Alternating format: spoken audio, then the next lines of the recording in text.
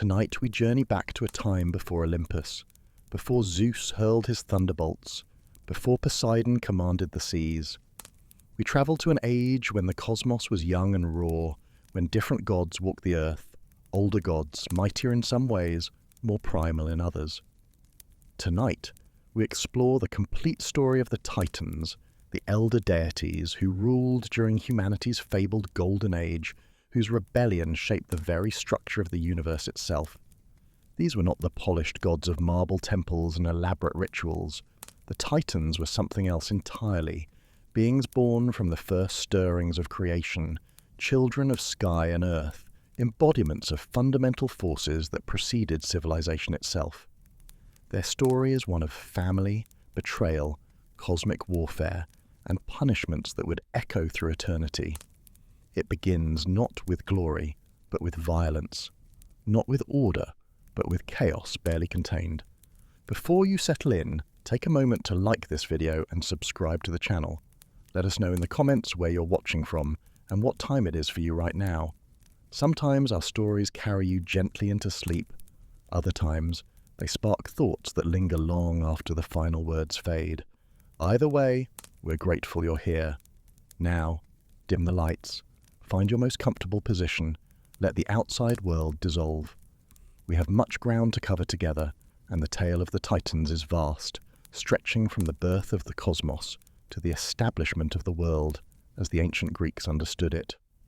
In the beginning, there was chaos. Long before there were gods, before there was earth or sky, before light had meaning or darkness had form, there existed only chaos. Not chaos in the modern sense, not disorder or confusion, but rather a primordial void, a yawning gap, an absence of everything. From this emptiness the first beings emerged, not created by any hand, but simply coming into existence because existence itself was beginning. From chaos came Gaia, the earth. She was not merely a goddess who represented the earth, but was the earth itself. Every mountain and valley, every grain of soil, every stone and crystal hidden in darkness beneath the surface. Gaia was vast beyond comprehension, patient beyond measure, and would prove to be one of the most enduring forces in all of Greek mythology. She was mother in the truest sense, the source from which all terrestrial life would eventually spring. And Gaia, in her primordial power, brought forth Uranus, the sky. Some accounts say she created him alone, without need of a mate, calling him into being through her will alone. Uranus was her equal in size, stretching endlessly above her, a vast dome of heaven that covered her completely. He was to be an eternal dwelling place for the blessed gods yet to come, a realm of stars and cosmic order set above the solid foundation of the earth. But creation rarely remains pure for long. Gaia and Uranus came together, and from their union children were born. These were not the first generations of children in the cosmic sense, but they were the first generation of beings that could truly be called gods, entities with form and consciousness, with desires and ambitions. These children would become the first true dynasty of divine power. The primordial world was not gentle. The early universe was a place of raw elemental forces colliding, of creation happening through violence as much as through intention. Gaia and Uranus would learn this truth through their own offspring, through the children they made together, and the terrible family drama that would unfold across generations. The 12 Titans and their monstrous siblings. Gaia gave birth to 12 children who would come to be known as the Titans. These were beings of immense power, neither fully of the earth nor fully of the sky, but something in between, bridges between the primordial elements and the more refined gods who would come later. They were giants in stature, though not mindless brutes. They possessed intelligence, cunning, and an understanding of cosmic forces that would shape the world. The male Titans were 6 in number. First came Oceanus, who would embody the great river that the Greeks believed encircled the entire world, an endless stream of water forming a boundary between the mortal realm and the unknown. Oceanus was calm by nature, measured, less prone to the violent passions that would consume some of his siblings. Then there was Cronus, the titan of intelligence and foresight, associated with the axis of heaven around which the constellations rotated. His domain was celestial knowledge, the patterns of stars that sailors would one day use to navigate the wine-dark seas. He was query personified, the question that seeks understanding. Crius, the third brother, represented the constellations themselves, particularly those that marked the turning of seasons. He was the measure of the year, the Titan who held dominion over the passage of time, as marked by the heavenly movements. His role would be less prominent in the tales to come, but no less important to the cosmic order. Hyperion, the fourth male Titan, was the Titan of light, the father of the lights of heaven. From him would come the sun, the moon, and the dawn, the celestial bodies that mark the rhythm of days and months. His name meant the one who goes above, and he was associated with the eastern pillar of the world, the place where light first emerged each day. Iapetus, the fifth brother, was the Titan of mortality, ironically enough, given his own immortal nature. His name may have meant the piercer, and he would father some of the most famous Titans of the second generation, children whose names would be remembered long after the Titans themselves had fallen from power. He represented the West, the place where the sun descended into darkness. And finally, there was Cronus, the youngest of the male Titans. His name was sometimes interpreted to mean the cutter or the severer, and this etymology would prove prophetic. Cronus was clever, ambitious, and possessed a ruthlessness that his other siblings lacked. He would become the leader of the Titans, but his path to power would be paved with violence against his own father. The female Titans, the Titanesses, were equally significant. First among them was Thea, whose name meant divine or goddess. She was the Titan of sight and the shining light of the clear blue sky, the mother of all that glows and gleams. She would become the consort of Hyperion, and together they would bring forth the celestial lights. Rhea, the second Titaness, was the goddess of fertility and motherhood, of the flow of time and generations. She was comfort and ease, the natural progression of life from one stage to the next. Her name shared a linguistic root with the word for flow, and she embodied the gentle, nurturing aspects of the earth. She would become Cronus's wife and the mother of the Olympian gods, though her path to that destiny would be marked by sorrow. Themis was the third Titaness, the embodiment of divine law, order, and custom. She represented the natural laws that governed both gods and mortals, the unwritten codes that maintained cosmic balance. Where her brother Crius measured physical time, Themis measured the proper time for all things, the right order in which events should unfold. Mnemosyne, the fourth Titaness, was memory personified. In an age before writing, memory was sacred, the only way to preserve knowledge, law, and tradition. She would later become the mother of the 9 Muses, the goddesses who inspired all art and learning, making her the grandmother of human culture in a very real sense. Phoebe, the fifth Titaness, was the bright intellect associated with the moon and prophetic wisdom. Her name meant bright or radiant, and she represented the intuitive knowledge that came from the moon and its mysteries. She would pass down her prophetic gifts through her descendants, eventually leading to the establishment of the great oracle at Delphi. The final Titaness was Tethys, the goddess of the sources of fresh water that nourished the earth. She was the mother of the river gods and the Oceanids, the 3,000 daughters who presided over every body of water on earth. With her husband Oceanus, she formed a nurturing pair, less involved in the violent conflicts that would consume their siblings. But the Titans were not Gaia and Uranus's only children. 3 more sons were born, being so massive and powerful that they filled Uranus with dread from the moment of their birth. These were the Cyclopes, the wheel-eyed giants, each possessed of a single enormous eye in the center of his forehead. Their names were Brontes, Sterapes, and Arges, meaning thunder, lightning, and bright, respectively. They were master craftsmen, capable of forging weapons and tools that no other beings could create. And after the Cyclopes came 3 more sons, even more terrible in their might. These were the Hecatoncheires, the 100-handed ones, each with 50 heads and 100 arms of immense strength. Their names were Cottus, Briareus, and Gyges. They were the embodiment of overwhelming physical power, beings who could hurl 100 boulders simultaneously, who could fight entire armies alone. Uranus looked upon these children, these beings of such raw and terrible power, and he was afraid, not merely uneasy, but genuinely frightened by what he and Gaia had created. The Cyclopes were strange, their single eyes marking them as different from the more conventional Titans. The Hecatoncheires were almost incomprehensible in their monstrosity, too powerful, too alien to be allowed to roam free. So, Uranus made a decision that would set in motion the entire tragedy that followed.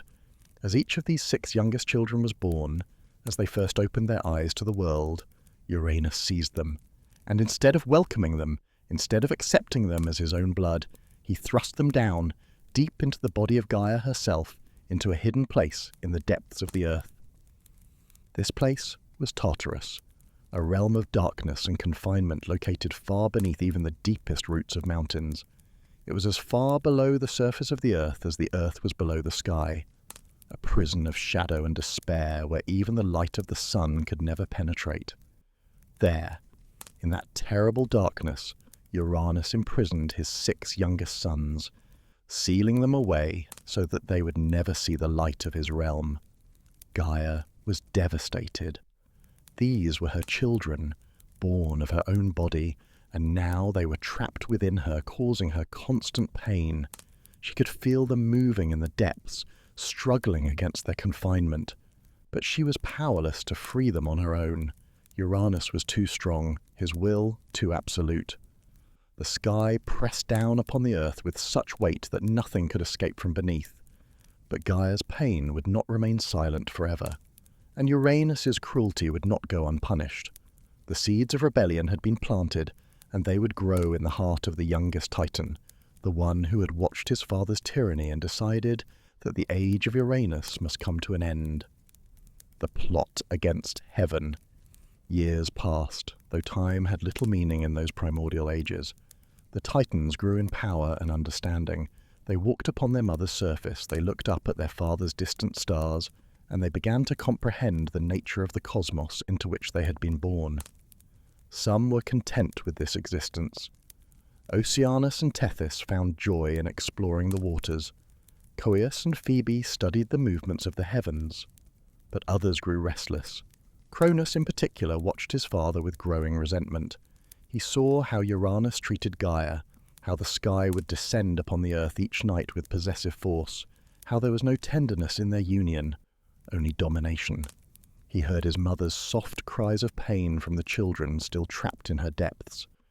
He observed his father's paranoid jealousy, the way Uranus refused to share power, refused to acknowledge that his children might one day be worthy of ruling in their own right. And slowly, carefully, Cronus began to nurture a hatred for Uranus, not the hot, impulsive hatred that burnt itself out quickly, but the cold, calculated hatred that plans and waits for the perfect moment to strike. He was the youngest Titan, but he was also the most cunning. He understood that power taken through superior force had its own legitimacy, that the strong had the right to rule over the weak. If Uranus would not willingly share the governance of the cosmos, then Uranus would have to be removed. But Cronus could not act alone. Uranus was too powerful, his domain too vast. The sky himself was an enemy that could not be directly fought with conventional means. A plot would be required, and that plot would need the blessing and assistance of Gaia herself. One day, Gaia could bear her suffering no longer. She called her 12 Titan children to her, gathering them in a hidden place far from Uranus's attention. When they had assembled, she revealed to them her pain, showing them the truth of their imprisoned brothers, making them understand what their father had done out of fear and cruelty. "Children," she said, her voice carrying the weight of the earth itself, "your father has wronged me grievously. He has wronged you as well, for he refuses to see you as true heirs to the cosmos. He treats me as property, not as partner. He has imprisoned your brothers in my depths, and they cry out in anguish every moment. This cannot continue. Who among you has the courage to help me punish Uranus for his terrible deeds?" The Titans looked at one another with uncertainty. Challenge their father? Attack the sky itself? It seemed impossible, suicidal. Oceanus, eldest of the brothers, shook his head. He would not raise his hand against his father. Coeus and Creus likewise declined. Hyperion, though he understood their mother's pain, could not bring himself to commit such violence against the one who had given him life. Iapetus remained silent, his face unreadable. But Cronus stepped forward. He alone of the Titans was willing to do what their mother asked. Perhaps it was ambition that motivated him, a desire to rule in his father's place. Perhaps it was genuine love for Gaia and rage at how she had been treated. Perhaps it was simply his nature, the embodiment of the pitiless severing that his name implied. Whatever his motivation, Cronus agreed to be the instrument of Gaia's vengeance. Gaia, grateful and terrible in her determination, reached deep into her own substance and drew forth a weapon unlike any that had existed before. She created a great sickle from adamantine, an unbreakable cosmic material that could cut through anything, even divine flesh. The blade was curved and sharp as the crescent moon, grey as stone and cold to the touch. It hummed with an eagerness to cut, to sever, to divide what had been joined. She placed this weapon in Cronus's hands and told him what must be done. Uranus, in his arrogance, followed a pattern. Each night he would descend from the heights to lie with Gaia, to cover her completely with his starry form. It was during this time that he was most vulnerable, most distracted, most exposed. That would be the moment to strike. Gaia would hide Cronus within herself, concealing him in a pocket of earth, an ambush position from which he could strike with surprise on his side. She instructed Cronus to wait, to be patient, to show no mercy when the moment came. What Cronus was about to do was unnatural in the most fundamental sense. A son rising up against his father, a child attacking the source of his own existence. But it was also necessary, or so Gaia convinced herself and her son. The old order had to fall so that a new order could rise. Some accounts say that 4 of the other Titans aided in the plot, though they did not wield the blade. Hyperion, Crius, Coeus, and Iapetus positioned themselves at the 4 corners of the earth, at the 4 cardinal points that mark the boundaries of the world. When Uranus descended, they would seize him, hold him fast, preventing him from fleeing or fighting back. They were not willing to strike their father themselves, but they were willing to hold him down so that their brother could. So the trap was set. Gaia carved out a space within herself, a hidden cavity where Cronus crouched with the adamantine sickle gripped in both hands. His brothers took their positions at Earth's edges, and then they waited for night to fall, for Uranus to descend as he always did, ignorant of the doom that awaited him. The castration of Uranus. As darkness spread across the primordial world, Uranus began his descent. The great dome of the sky lowered itself toward the earth, eager for the nightly union with Gaia.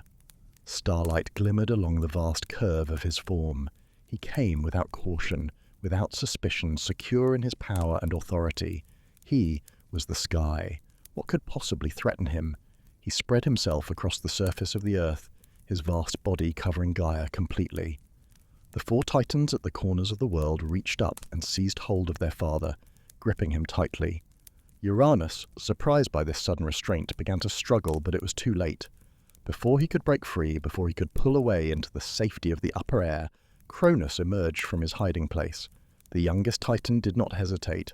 There was no speech, no dramatic confrontation between father and son, no final words or explanations. Cronus simply acted, as his name implied, as the severing force that cuts without emotion. He reached out with his left hand, seized his father's genitals, and with his right hand he swung the sickle in a single brutal arc. The adamantine blade sliced through divine flesh. Uranus screamed, a sound like the thunder of 1,000 storms, like the tearing of the fabric of reality itself.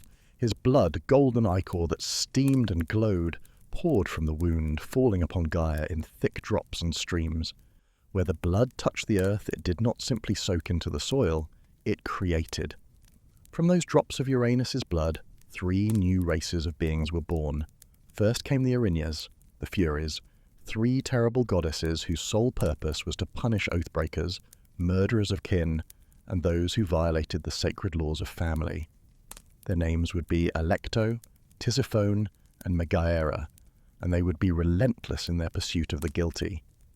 They were born from the crime of a son against his father, and they embodied the righteous vengeance such a crime demanded. Second came the Gigantes, the giants, massive beings of terrific strength and savage nature. They would not be as intelligent as the Titans, but they would be formidable warriors, and in a future age they too would wage war against the gods. They were violence given form, born from a violent act. Third came the Meliae, the ash tree nymphs, gentler beings who would preside over the growth of the ash trees that humans would one day use to make spear shafts. Even in violence, there was the seed of future human civilization, tools that would be both weapons and implements of survival. But Cronus was not finished. With contempt, with disgust, or perhaps with a sense of grim purpose, he took his father's severed genitals and flung them behind him, far out into the sea. The divine flesh tumbled through the air and splashed into the waves far from shore, in the deep waters where the sea met the unknown. The genitals did not simply sink into the depths. They floated, and around them the seawater began to churn and foam. A white froth built up around the floating flesh, bubbling and multiplying, expanding outward in great billowing masses. The foam spread and grew, infused with Uranus's divine essence, with the creative power of the sky itself, until something new began to form within the white clouds of sea spume.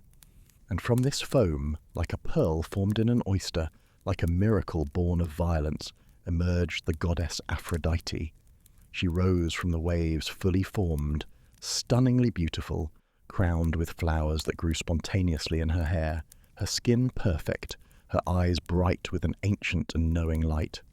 She was desire personified, love and lust given divine form, born from a castration but embodying the creative urge that drives all life to couple and reproduce. She stepped from the waves onto the shore, and wherever her foot touched, grass sprang up and flowers bloomed. The winds bore her across the waves to Cyprus, or perhaps to Cythera. Different accounts named different islands as the site of her arrival. But wherever she first touched land, that place became sacred to her, a site of worship and veneration. She was welcomed by the Horae, the goddesses of the seasons, who clothed her in divine garments and adorned her with jewelry, and thus, from the most brutal act of violence between father and son, from the severing of the generative power of the sky, came the goddess who would preside over the gentler forms of love and the more violent forms of passion in equal measure. But what of Uranus himself?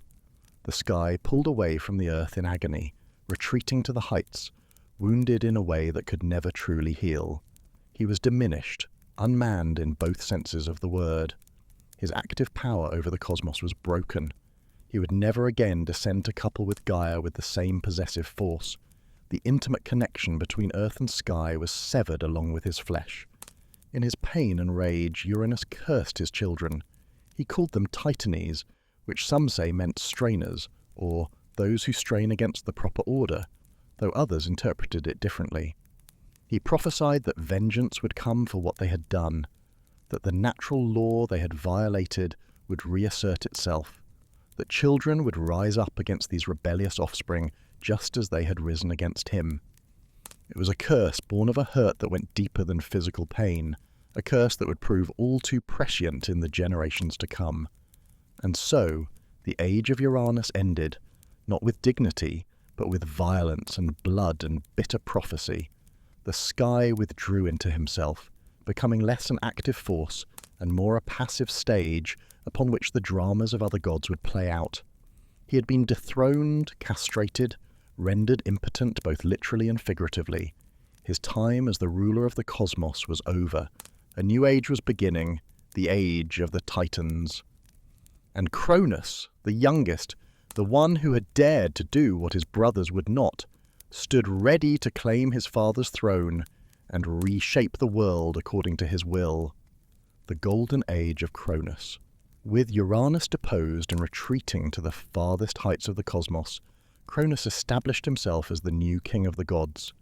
He did not claim this title through acclamation or democratic agreement, but through the simple fact of his power and his willingness to act decisively. He had proven himself the strongest, the boldest, and his siblings accepted his leadership, some willingly, others merely acknowledging the reality of who held the sickle.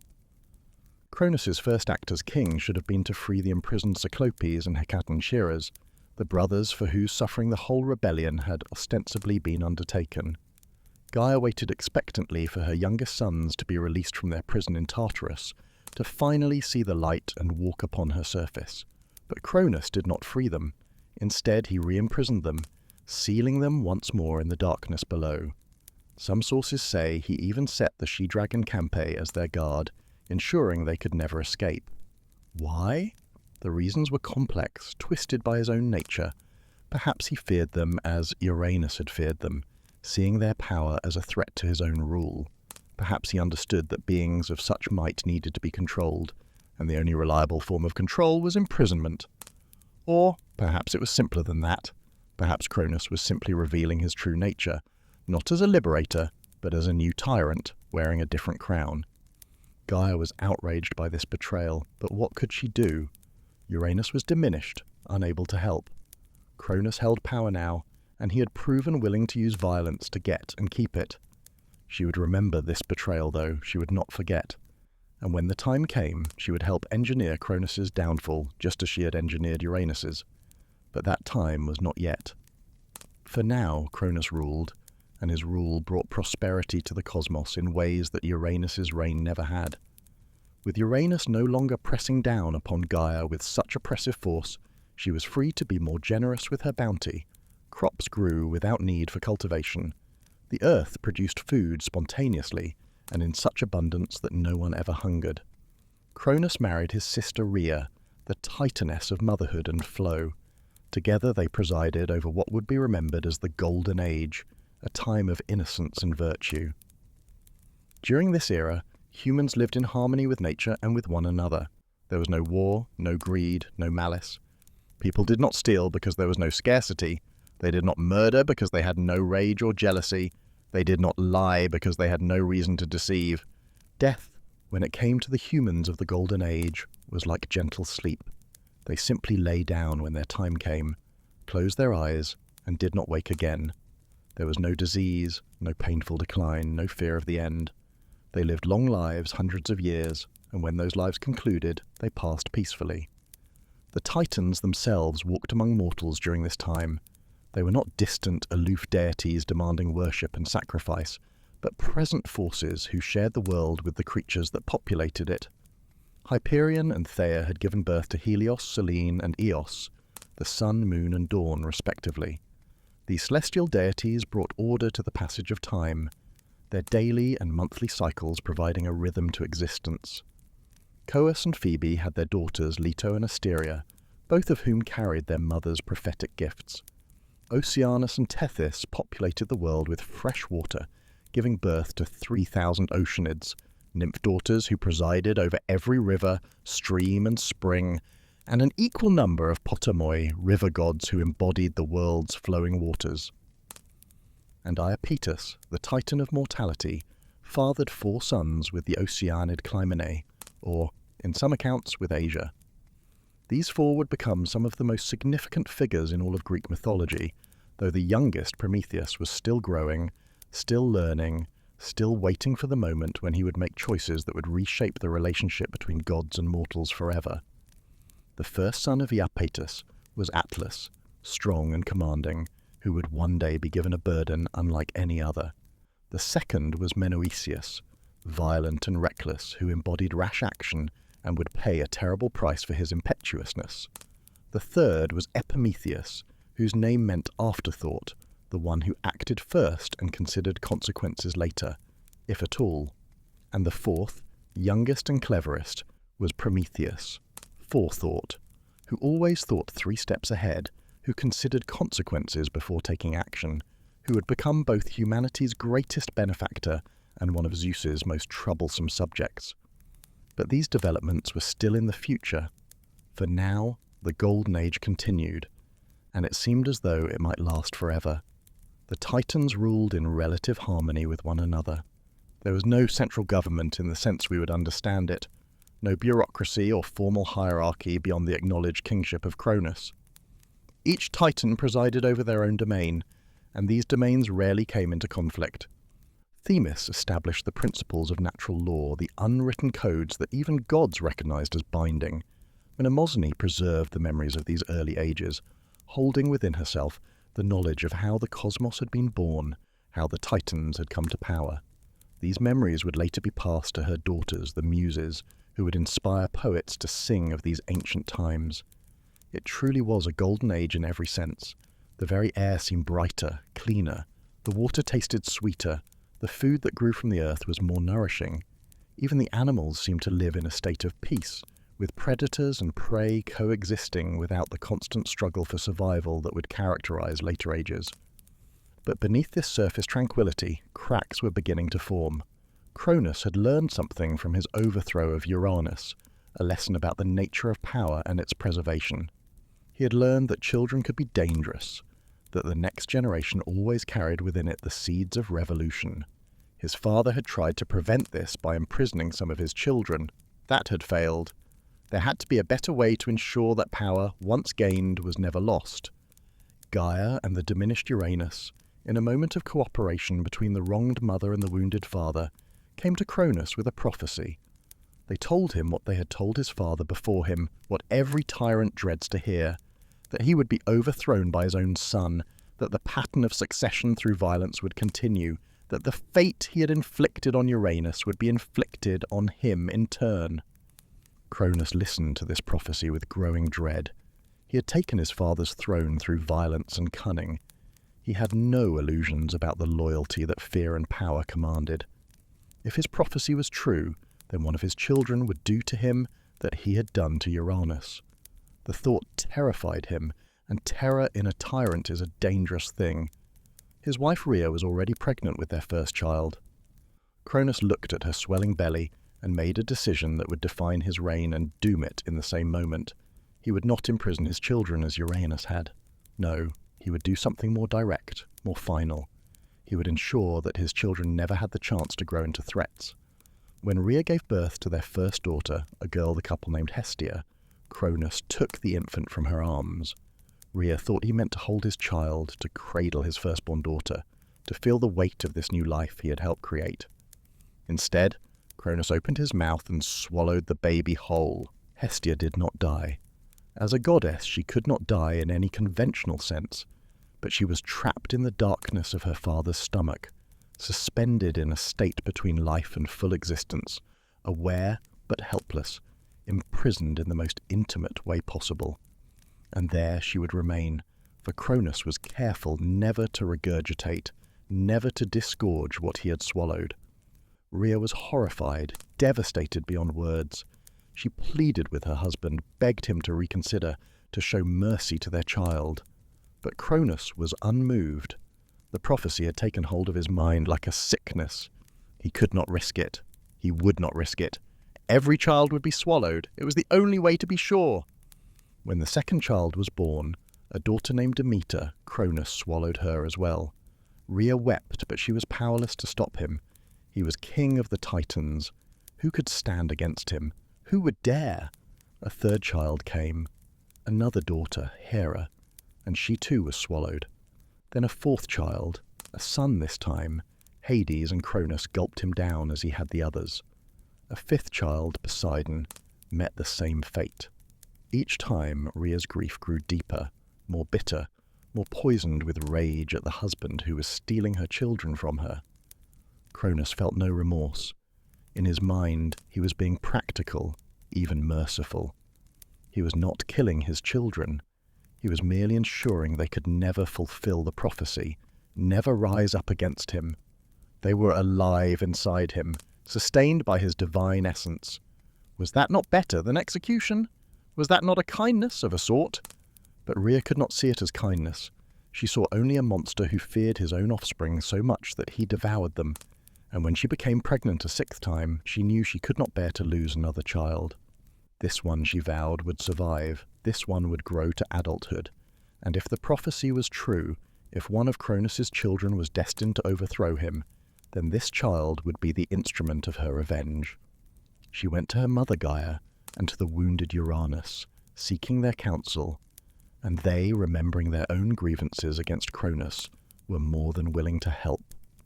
Zeus, the stone that would swallow the swallower. Rhea, with the guidance of Gaia and the oracle whispers of Uranus, travelled far from the site of Cronus, She journeyed to the island of Crete, to the remote slopes of Mount Ida, where a cave hidden deep in the mountainside offered shelter from all eyes. There, in secret and in pain, she gave birth to her sixth child, a son she named Zeus. The baby's cries echoed through the cave, and Rhea knew that sound alone could doom her plan. Cronus might hear, might come searching, might discover the deception before it was complete, but Gaia had provided protectors. A group of beings called the Curates, young warriors devoted to the earth goddess, took up positions outside the cave. They clashed their spears against their bronze shields in a constant rhythm, creating a noise loud enough to mask any infant's wailing. They danced with stamping feet, they shouted war cries, they did everything possible to hide the sounds of the newborn god. Some sources say that Zeus was nursed by the goat Amalthea, whose milk was so rich and divine that it granted immortality and strength. Others claim it was a nymph also named Amalthea who fed him, or that he was tended by the nymph Adrasteia and her sister Ida. Perhaps all these accounts are true in some sense. Different caretakers at different times, all sworn to secrecy, all understanding the importance of the child they protected. Zeus grew rapidly, as divine children do. Within weeks he had the form of a toddler. Within months he was a young boy, showing signs of the strength and cunning that would define his reign. Rhea visited when she could, bringing food and comfort, but she could not stay long. She had to return to Cronus, had to maintain the pretense that nothing had changed. Before she left the cave for the last time, before Zeus was fully grown and ready for what had to come next, Rhea took a large stone from the mountainside. It was oblong and heavy, roughly the size and shape of a swaddled infant. She wrapped it in blankets, tucked it carefully so that its stony nature was hidden, and held it with the tenderness a mother would show to a true baby. Then she returned to Cronus and presented him with the bundle. "Our sixth child," she said, her voice flat, exhausted, playing the role of the defeated mother who had given up fighting. "Another son. Do what you must." Cronus took the bundle without really looking at it. By now the process had become routine for him, almost automatic. 5 times he had swallowed his children. What was one more? He did not unwrap the blankets. He did not check to ensure this was actually an infant. He had no reason to suspect deception. Rhea had never resisted before. Why would she start now? He opened his mouth wide and swallowed the stone whole.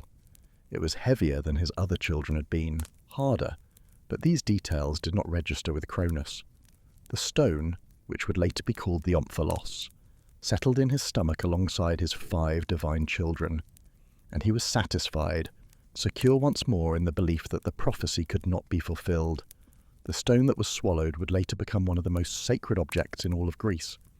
After the events that followed, it would be set up at Delphi, at the navel of the world, as a monument and a reminder of how even the king of the Titans could be deceived. But that time had not yet come.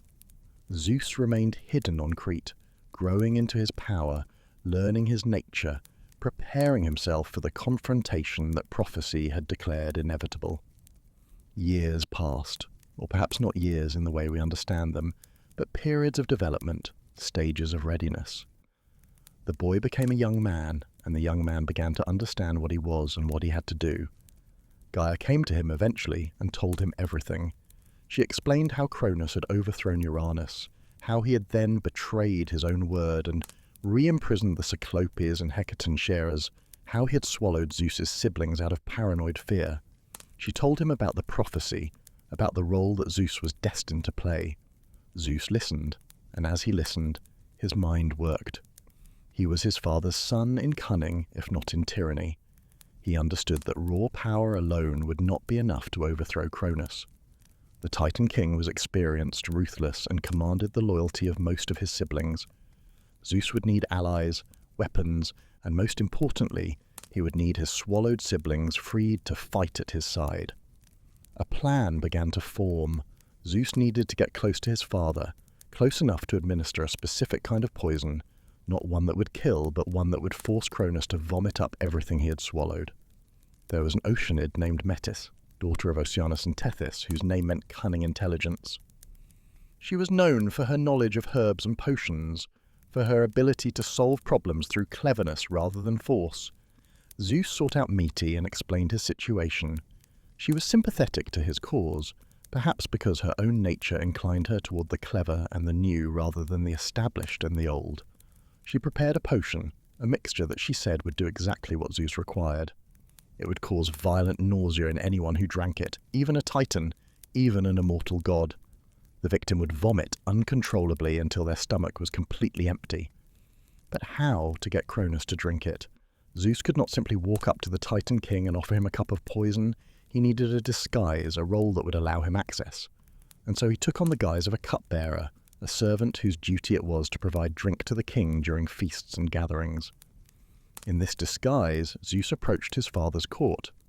Cronus, having no idea that this young cupbearer was actually his hidden son, accepted his services. At the appropriate moment, during a feast when Cronus was relaxed and unsuspicious, Zeus offered him a cup filled with Metis's potion, perhaps disguised as wine or nectar or some other divine beverage. Cronus drank deeply, tasting nothing amiss, and then, suddenly, his stomach began to convulse. Pain shot through him, a nauseating agony that even his immortal constitution could not resist. He doubled over, clutching at his belly, trying to control the rebellion happening inside him. But it was useless. The potion was too strong. He opened his mouth, and from deep within his throat something solid emerged. The stone, the omphalos, came first, shooting from his mouth and landing heavily on the ground. Cronus stared at it in confusion, not yet understanding what it meant. And then the vomiting continued. One by one, the swallowed gods emerged. First came Poseidon, then Hades, then Hera, then Demeter, and finally Hestia, the first swallowed and therefore the last disgorged. They were fully grown now, not infants but adult gods. For time had passed in the outside world, even though they had experienced none of it in their father's stomach. They had been sustained by their father's divine essence, and that essence had allowed them to mature in the darkness, to be born a second time fully formed and ready for action. The disgorged gods stood confused for only a moment. Zeus revealed himself, throwing off his disguise, and quickly explained the situation. They were not hard to convince. They had just spent subjective eternities trapped in their father's stomach. Whatever resentment they might have felt toward a brother they had never met was nothing compared to their rage toward the father who had swallowed them. Cronus, weakened by the violent purging, looked up to see 6 adult children standing before him instead of one infant hidden on Crete. The prophecy, the cursed prophecy, had come true. One of his children had survived, had grown strong, and had tricked him into releasing all the others. His paranoia had not saved him. Nothing could save him. Zeus did not waste time with speeches or accusations. He had freed his siblings, but the battle was far from won. Cronus still commanded the loyalty of the other Titans, most of them at least. The male Titans were formidable fighters, beings of enormous power who had ruled the cosmos for ages untold. This conflict would not be resolved in a single confrontation or a clever trick. What was coming would be war. 10 years of war. The Titanomachy, the gathering storm, choosing sides. Word of Zeus's emergence and Cronus's defeat at the feast spread quickly through the divine realms. The Olympian gods, as the children of Cronus and Rhea would come to be called, had declared their intention to overthrow the Titans and establish a new order. The Titans, for their part, could hardly believe that these young gods, barely emerged from their father's stomach, would dare challenge beings who had ruled since the dawn of creation. But challenge them they did, and so every deity, every divine force, had to make a choice. Would they support the established order under Cronus and the Titans, or would they side with the young Olympians in their revolution? The lines were not as clear as might be expected. This was not a war of youth against age, or even of children against parents in a simple sense. It was more complex than that, driven by personal loyalties, strategic calculations, and moral judgments about which side deserved to rule. Of the male Titans, Oceanus chose neutrality. He was the eldest, perhaps the wisest, and he could see no good outcome from joining either side. The war would be devastating regardless of who won. Better to remain in his domain, the vast river circling the world, and let his younger siblings sort out their differences. His wife Tethys supported this decision. Together they would sit out the conflict, and their neutrality would be respected by both sides. Themis, the titaness of divine law, sided with Zeus almost immediately. She understood better than most that the cosmic order required periodic upheaval, that stagnation was itself a form of disorder. Cronus had become a tyrant, swallowing his own children. That was an abomination against the natural law that Themis embodied. The proper order needed to be restored, even if that meant the old king must fall. Prometheus, son of Iapetus, also chose the Olympian side, and this was crucial. Prometheus was renowned for his intelligence, his ability to see future consequences. His very name meant forethought. If Prometheus backed Zeus, it suggested that Zeus would win, that supporting him was the wise, strategic choice. Prometheus had tried to convince his fellow Titans to use cunning and strategy against Zeus, to fight with intelligence rather than just brute force, but they had dismissed his advice. Proud, powerful beings that they were, the Titans believed their might alone would be sufficient. They were wrong. Metis, the Oceanid who had helped Zeus with the emetic, became one of Zeus's most valued advisors. Her cunning intelligence complemented Zeus's own strategic thinking. Styx, the goddess of the underworld river, also sided with Zeus, and she brought her children with her: Nike, victory; Kratos, strength; Zealous, zeal; and Bia, force. These personified powers would become important symbols and allies for the Olympian cause. In gratitude for her early support, Zeus would honor Styx by making her name the most sacred oath the gods could swear. To swear by the river Styx became an unbreakable vow, binding even on Zeus himself. But most of the Titans sided with Cronus. Hyperion, Coeus, Creus, Iapetus, and the Titaness daughters Thea, Mnemosyne, Phoebe, and Tethys chose loyalty to the established order. They had ruled for uncounted ages. They had brought forth the Golden Age. Why should they surrender to these upstart children? The Olympians were inexperienced, untested. Surely the ancient might of the Titans would overwhelm them. Atlas, son of Iapetus and brother to Prometheus, became the war leader of the Titan forces. He was strong, commanding, a natural battlefield general. While Cronus was king, it was Atlas who would coordinate the Titan armies, who would devise their tactics, who would stand at the front of their battle lines. He was the champion of the old order, and he prosecuted the war with skill and determination. Menoetius, another son of Iapetus, fought for the Titans as well, though his reckless violence would prove more liability than asset.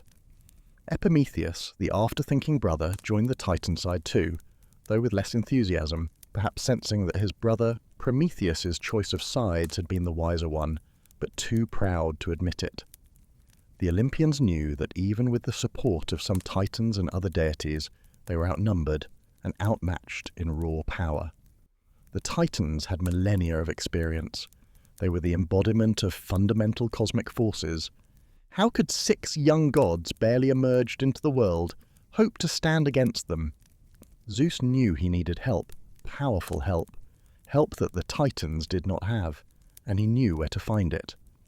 His grandmother Gaia had told him about the Cyclopes and the Hecatoncheires, still imprisoned in Tartarus, still held in the darkness, where Cronus had chained them despite his promise to free them after Uranus's overthrow.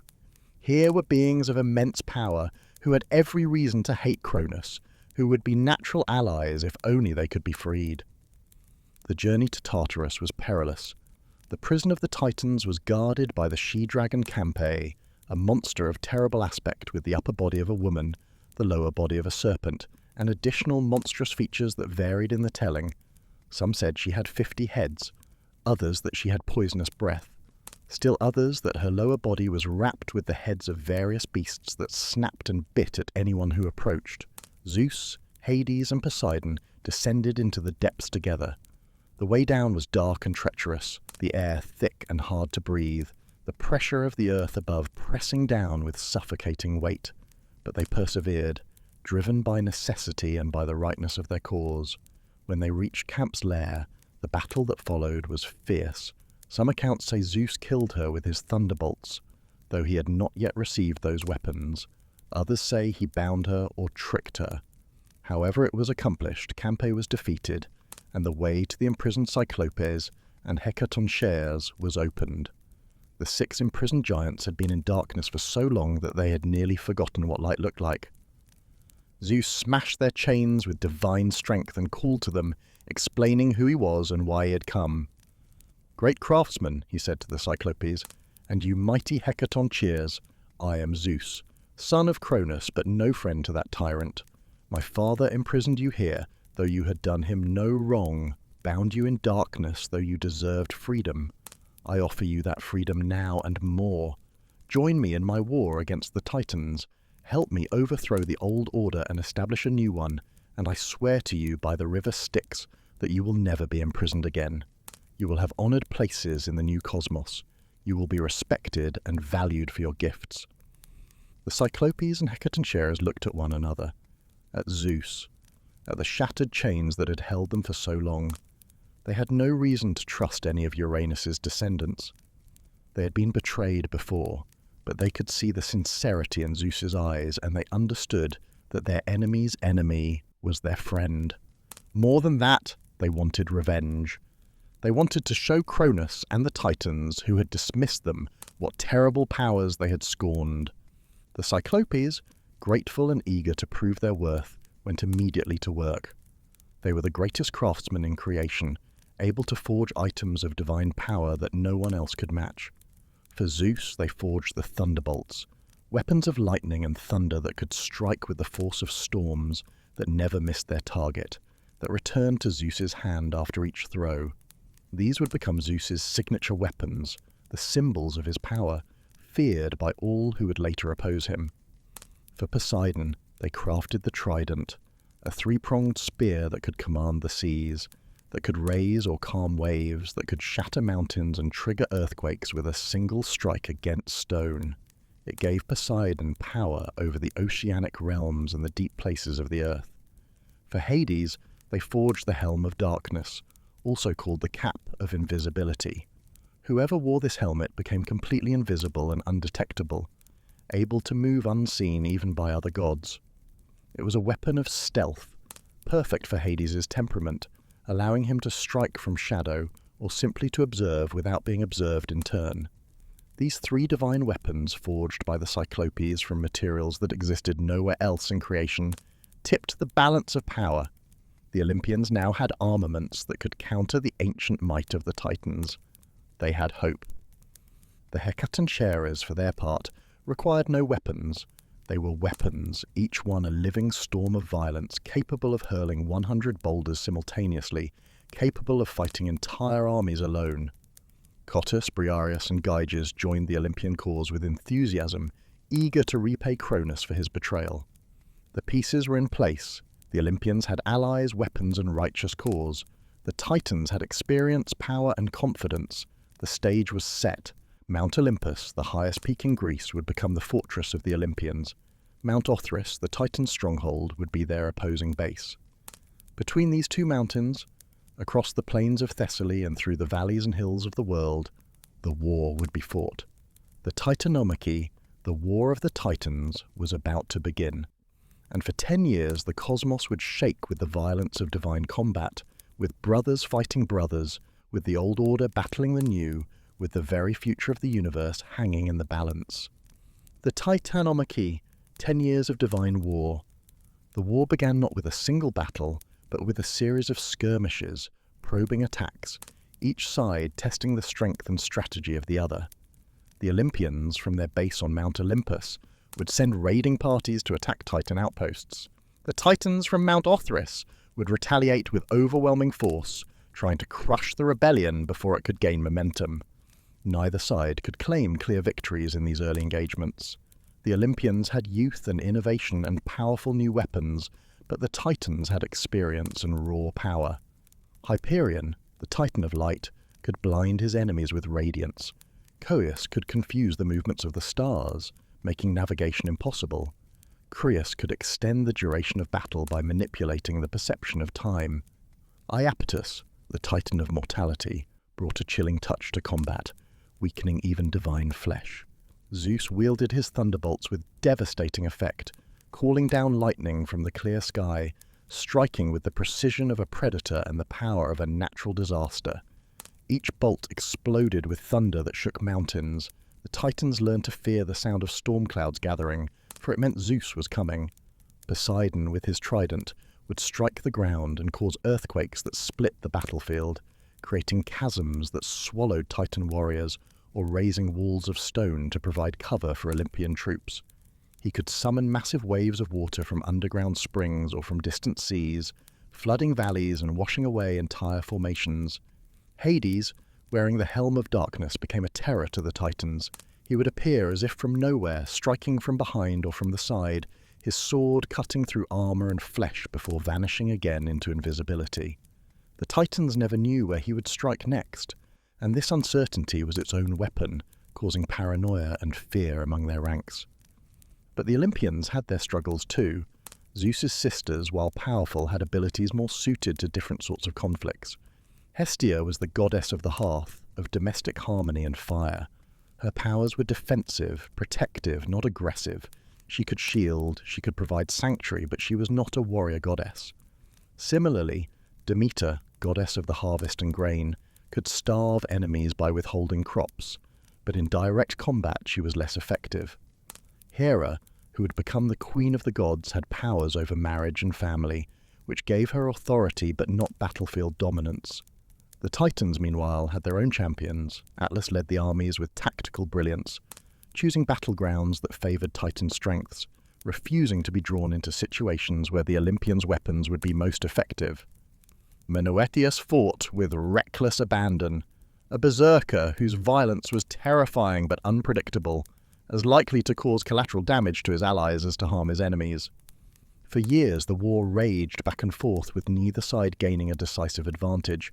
Mountains were shattered by the force of the combat. Rivers changed their courses, forests burned. The mortal creatures of the earth cowered in caves and hidden valleys, terrified by the divine warfare that turned day into night and night into flashing, explosive day. The Hecatan sharers proved their worth again and again. When Titan forces would mass for a charge, the 100-handed ones would meet them with a literal storm of boulders. Cottus, Briareus, and Gyges would position themselves on hilltops or cliffsides and simply rain stones down upon the enemy.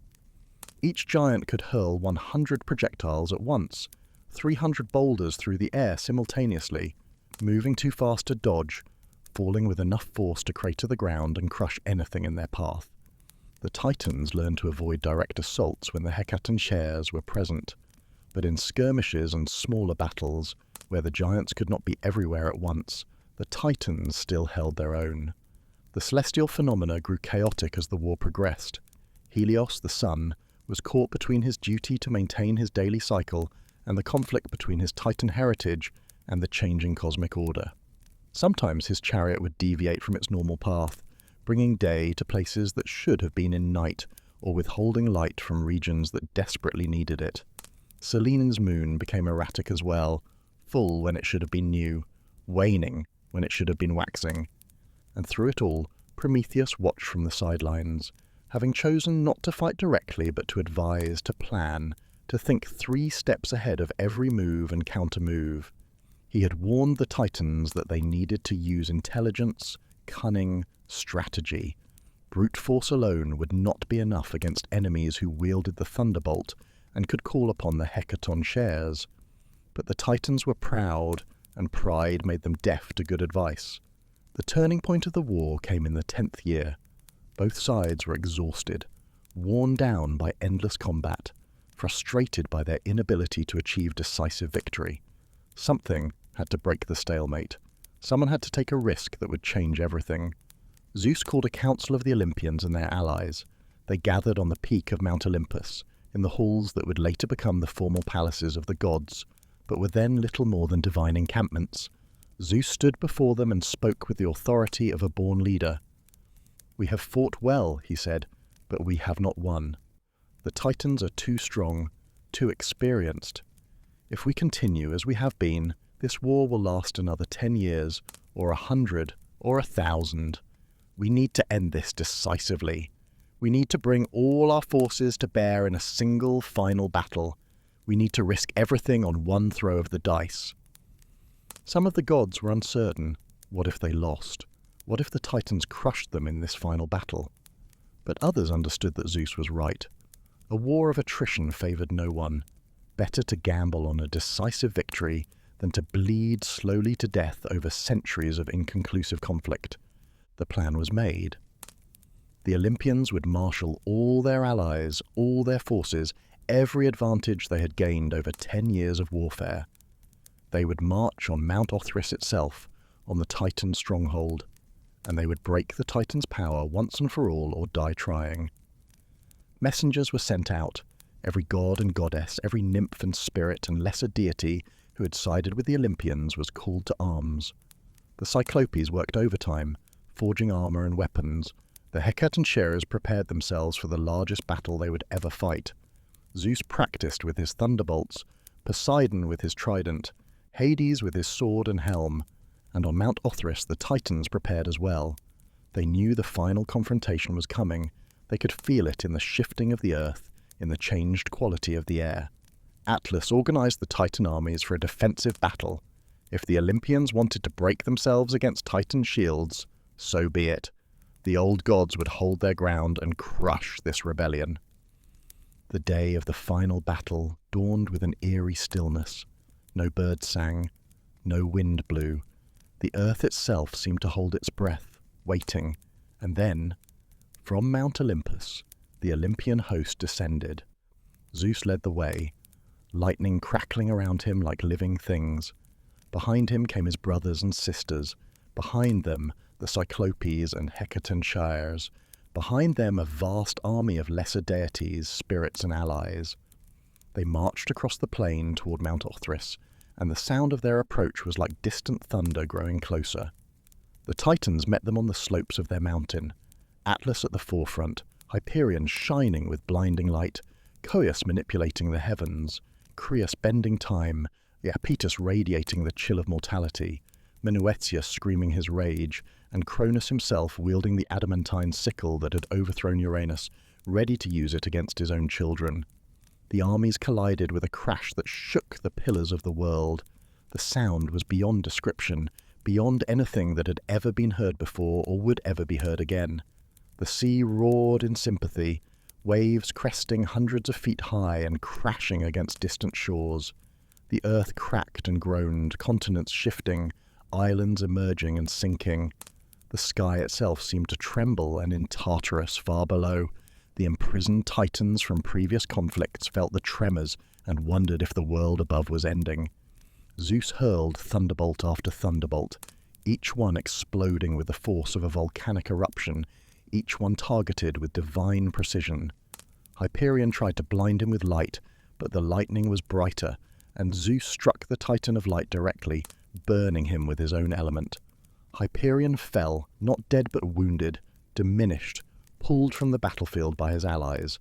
Poseidon struck the earth with his trident, and Mount Othrys itself began to shake. Fissures opened in its slopes. Boulders tumbled down, crushing Titan warriors. He called water from the depths, and fountains erupted beneath the Titans' feet, throwing them off balance, soaking the ground and making footing treacherous. Hades, invisible, moved through the battle like death itself. He would appear behind a Titan commander, strike, and vanish before anyone could react. The Titans began to fear empty air, began to swing at shadows, their formation breaking down as paranoia spread through their ranks. The Hecatoncheires anchored the Olympian lines, and when Atlas tried to organize a Titan charge to break through, they met that charge with a wall of stone. 300 boulders flew through the air, each one guided by divine accuracy, each one hitting with enough force to shatter bones and dent armor. The Titan charge broke. Warriors fell or retreated, and Atlas, for the first time in the war, felt doubt. Cronus sought out Zeus directly, father against son, the ultimate confrontation. They met in the center of the battlefield, surrounded by lesser combatants, but focused only on each other. Cronus swung the adamantine sickle, the weapon that had castrated Uranus, aiming to dismember Zeus as he had dismembered his own father. But Zeus was faster, enhanced by youth and righteousness. He dodged the sickle's arc and responded with a thunderbolt at point-blank range. The lightning struck Cronus in the chest, and the Titan king staggered, smoking, wounded.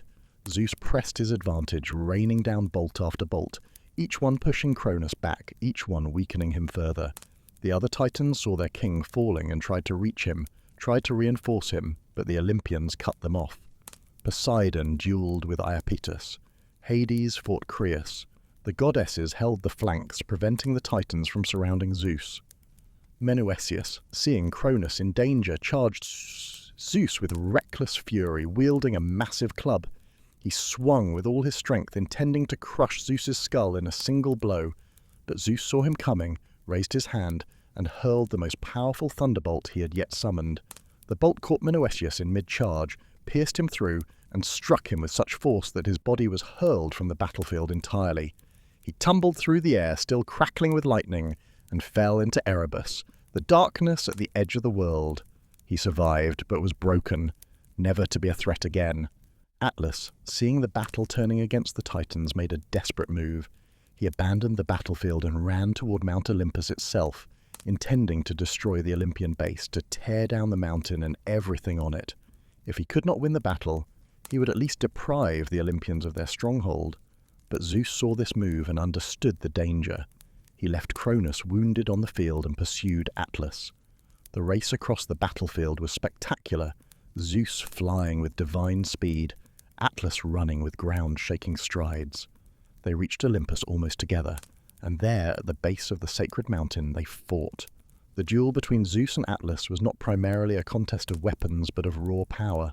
Zeus called down lightning, and Atlas endured it, his titan flesh incredibly resistant. Atlas struck with his fists, each blow capable of shattering mountains, and Zeus dodged or blocked with supernatural reflexes. They grappled, each trying to overpower the other, divine muscles straining, the ground cracking beneath their feet. Zeus eventually gained the advantage through cunning rather than strength. He pretended to tire, pretended to weaken, and when Atlas committed to a final, overwhelming attack, Zeus dodged aside and struck with a thunderbolt to the back of Atlas's knee. The Titan stumbled, fell to one knee, and before he could rise, Zeus had him in a hold, pressing a blade to his throat. "Yield," Zeus commanded. "The war is over." Atlas looked back across the battlefield and saw that Zeus spoke truth. Cronus had fallen. The other Titans were surrounded, disarmed, defeated. The Olympians stood victorious, and the Titans' age had come to an end. Atlas could have fought on. He could have forced Zeus to kill him, but Prometheus had taught him something about pragmatism, about knowing when to accept defeat. He bowed his head and yielded. The Titanomachy was over. After 10 years of war, after countless battles and skirmishes, after the heavens and earth had been shaken to their foundations, the Olympians had won. A new order would be established, and the Titans would face the judgment of those they had failed to crush. The punishments. Justice or vengeance? The victors showed little mercy. Wars fought with such intensity, such bitterness, such divine fury do not end with forgiveness and reconciliation. They end with judgment, and the judgment pronounced by Zeus and the Olympians was harsh. Most of the Titans who had fought against Zeus were imprisoned in Tartarus, the same dark abyss where the Cyclopes and Hecatoncheires had once been held. Cronus himself, the king who had swallowed his own children, was chained in the deepest part of that prison. The adamantine sickle that he had used to castrate Uranus, the symbol of his rise to power, was taken from him and hidden away, or, in some accounts, buried beneath the earth where it could never be found. Hyperion, Coeus, Creus, and Iapetus were likewise imprisoned. These male Titans who had led the armies against Zeus, who had refused to bend the knee to the new order, were locked away in darkness. Around them, the walls of Tartarus rose so high and thick that escape was impossible, and to ensure they stayed imprisoned, Zeus stationed the Hecatoncheires as their guards. Cottus, Briareus, and Gyges, who had once been prisoners themselves, now became jailers, ironic reversal that was not lost on the imprisoned Titans. In Tartarus, the defeated gods would remain for eternity, or at least for a very long time, depending on which accounts you follow. Some sources suggest that eventually, in a distant future after Zeus had solidified his rule and no longer feared any threat from the old gods, he released them, either out of magnanimity or because they had served their sentence. Other sources say they remain imprisoned to this day, chained in the darkness, listening to the echoes of their own defeat. But not all the Titans were imprisoned. Those who had remained neutral or who had sided with Zeus were spared. Oceanus and Tethys, who had sat out the war entirely, retained their dominion over the waters that encircled the world and the sources of fresh water respectively. They were too ancient, too fundamental to the structure of the cosmos to be removed from their positions. Zeus was a conqueror, but he was not a fool. Some powers were better left in place, especially when they posed no threat. Themis, who had sided with the Olympians from the start, was honoured with a position as one of Zeus's advisors. Her understanding of natural law and divine order made her invaluable in establishing the new cosmic governance. She would later become one of Zeus's consorts and mother to important goddesses like the Horae and the Moirae. Mnemosyne, the Titaness of memory, while she had fought for Cronus, was not imprisoned. Perhaps Zeus recognized that memory was too important to lock away, that the preservation of the past was necessary even for a regime that was all about creating the future.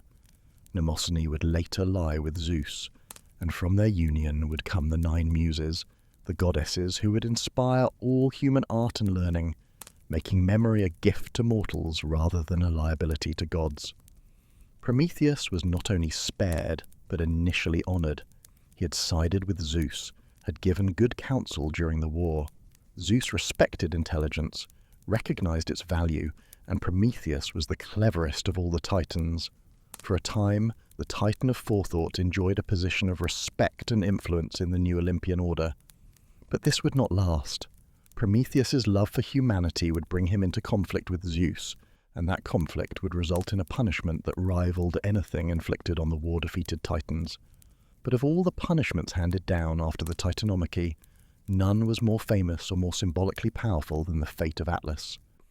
Atlas had been the war leader of the Titans, the battlefield commander who had coordinated their strategies and led their armies. He had been second only to Cronus in the Titan hierarchy during the war, and while other Titans were simply imprisoned, Zeus decided that Atlas deserved something special, something that would serve both as punishment and as practical necessity. The Greeks believed that the sky was not simply empty space, but a physical dome, a solid vault that arched over the earth and which needed to be supported lest it come crashing down. During the primordial times, before the Titans and Olympians, the sky had been held up by Uranus himself, or in some accounts by pillars located at the edges of the world. But Uranus was diminished, and pillars could be destroyed or moved. Zeus decided that Atlas, as punishment for his leadership in the war, would become the pillar that held up the sky. Atlas would be stationed at the western edge of the world, where the sun set each evening, where the boundary between the known and unknown existed. There, he would be forced to hold the heavens upon his shoulders for all eternity, never resting, never sitting, never able to put down his burden even for a moment. This was not simply a physical punishment, though it was certainly that. The weight of the sky was beyond imagining, a constant crushing pressure that would have killed any mortal instantly, and which taxed even Atlas's Titan endurance. But it was also a symbolic punishment. Atlas had tried to overthrow the heavens, to bring down the new order that Zeus was establishing. Now he would spend eternity holding that same heaven up, supporting the very thing he had tried to destroy, unable to let it fall because to do so would be to destroy everything, including himself. Some accounts say that Atlas was literally stationed at the edge of the world, in the far west, perhaps near the Atlas Mountains in North Africa, which were later named after him. Others say that he held not the physical sky but the celestial sphere, the imaginary globe on which the stars were fixed, rotating it so that the constellations would move across the night sky in their proper cycles.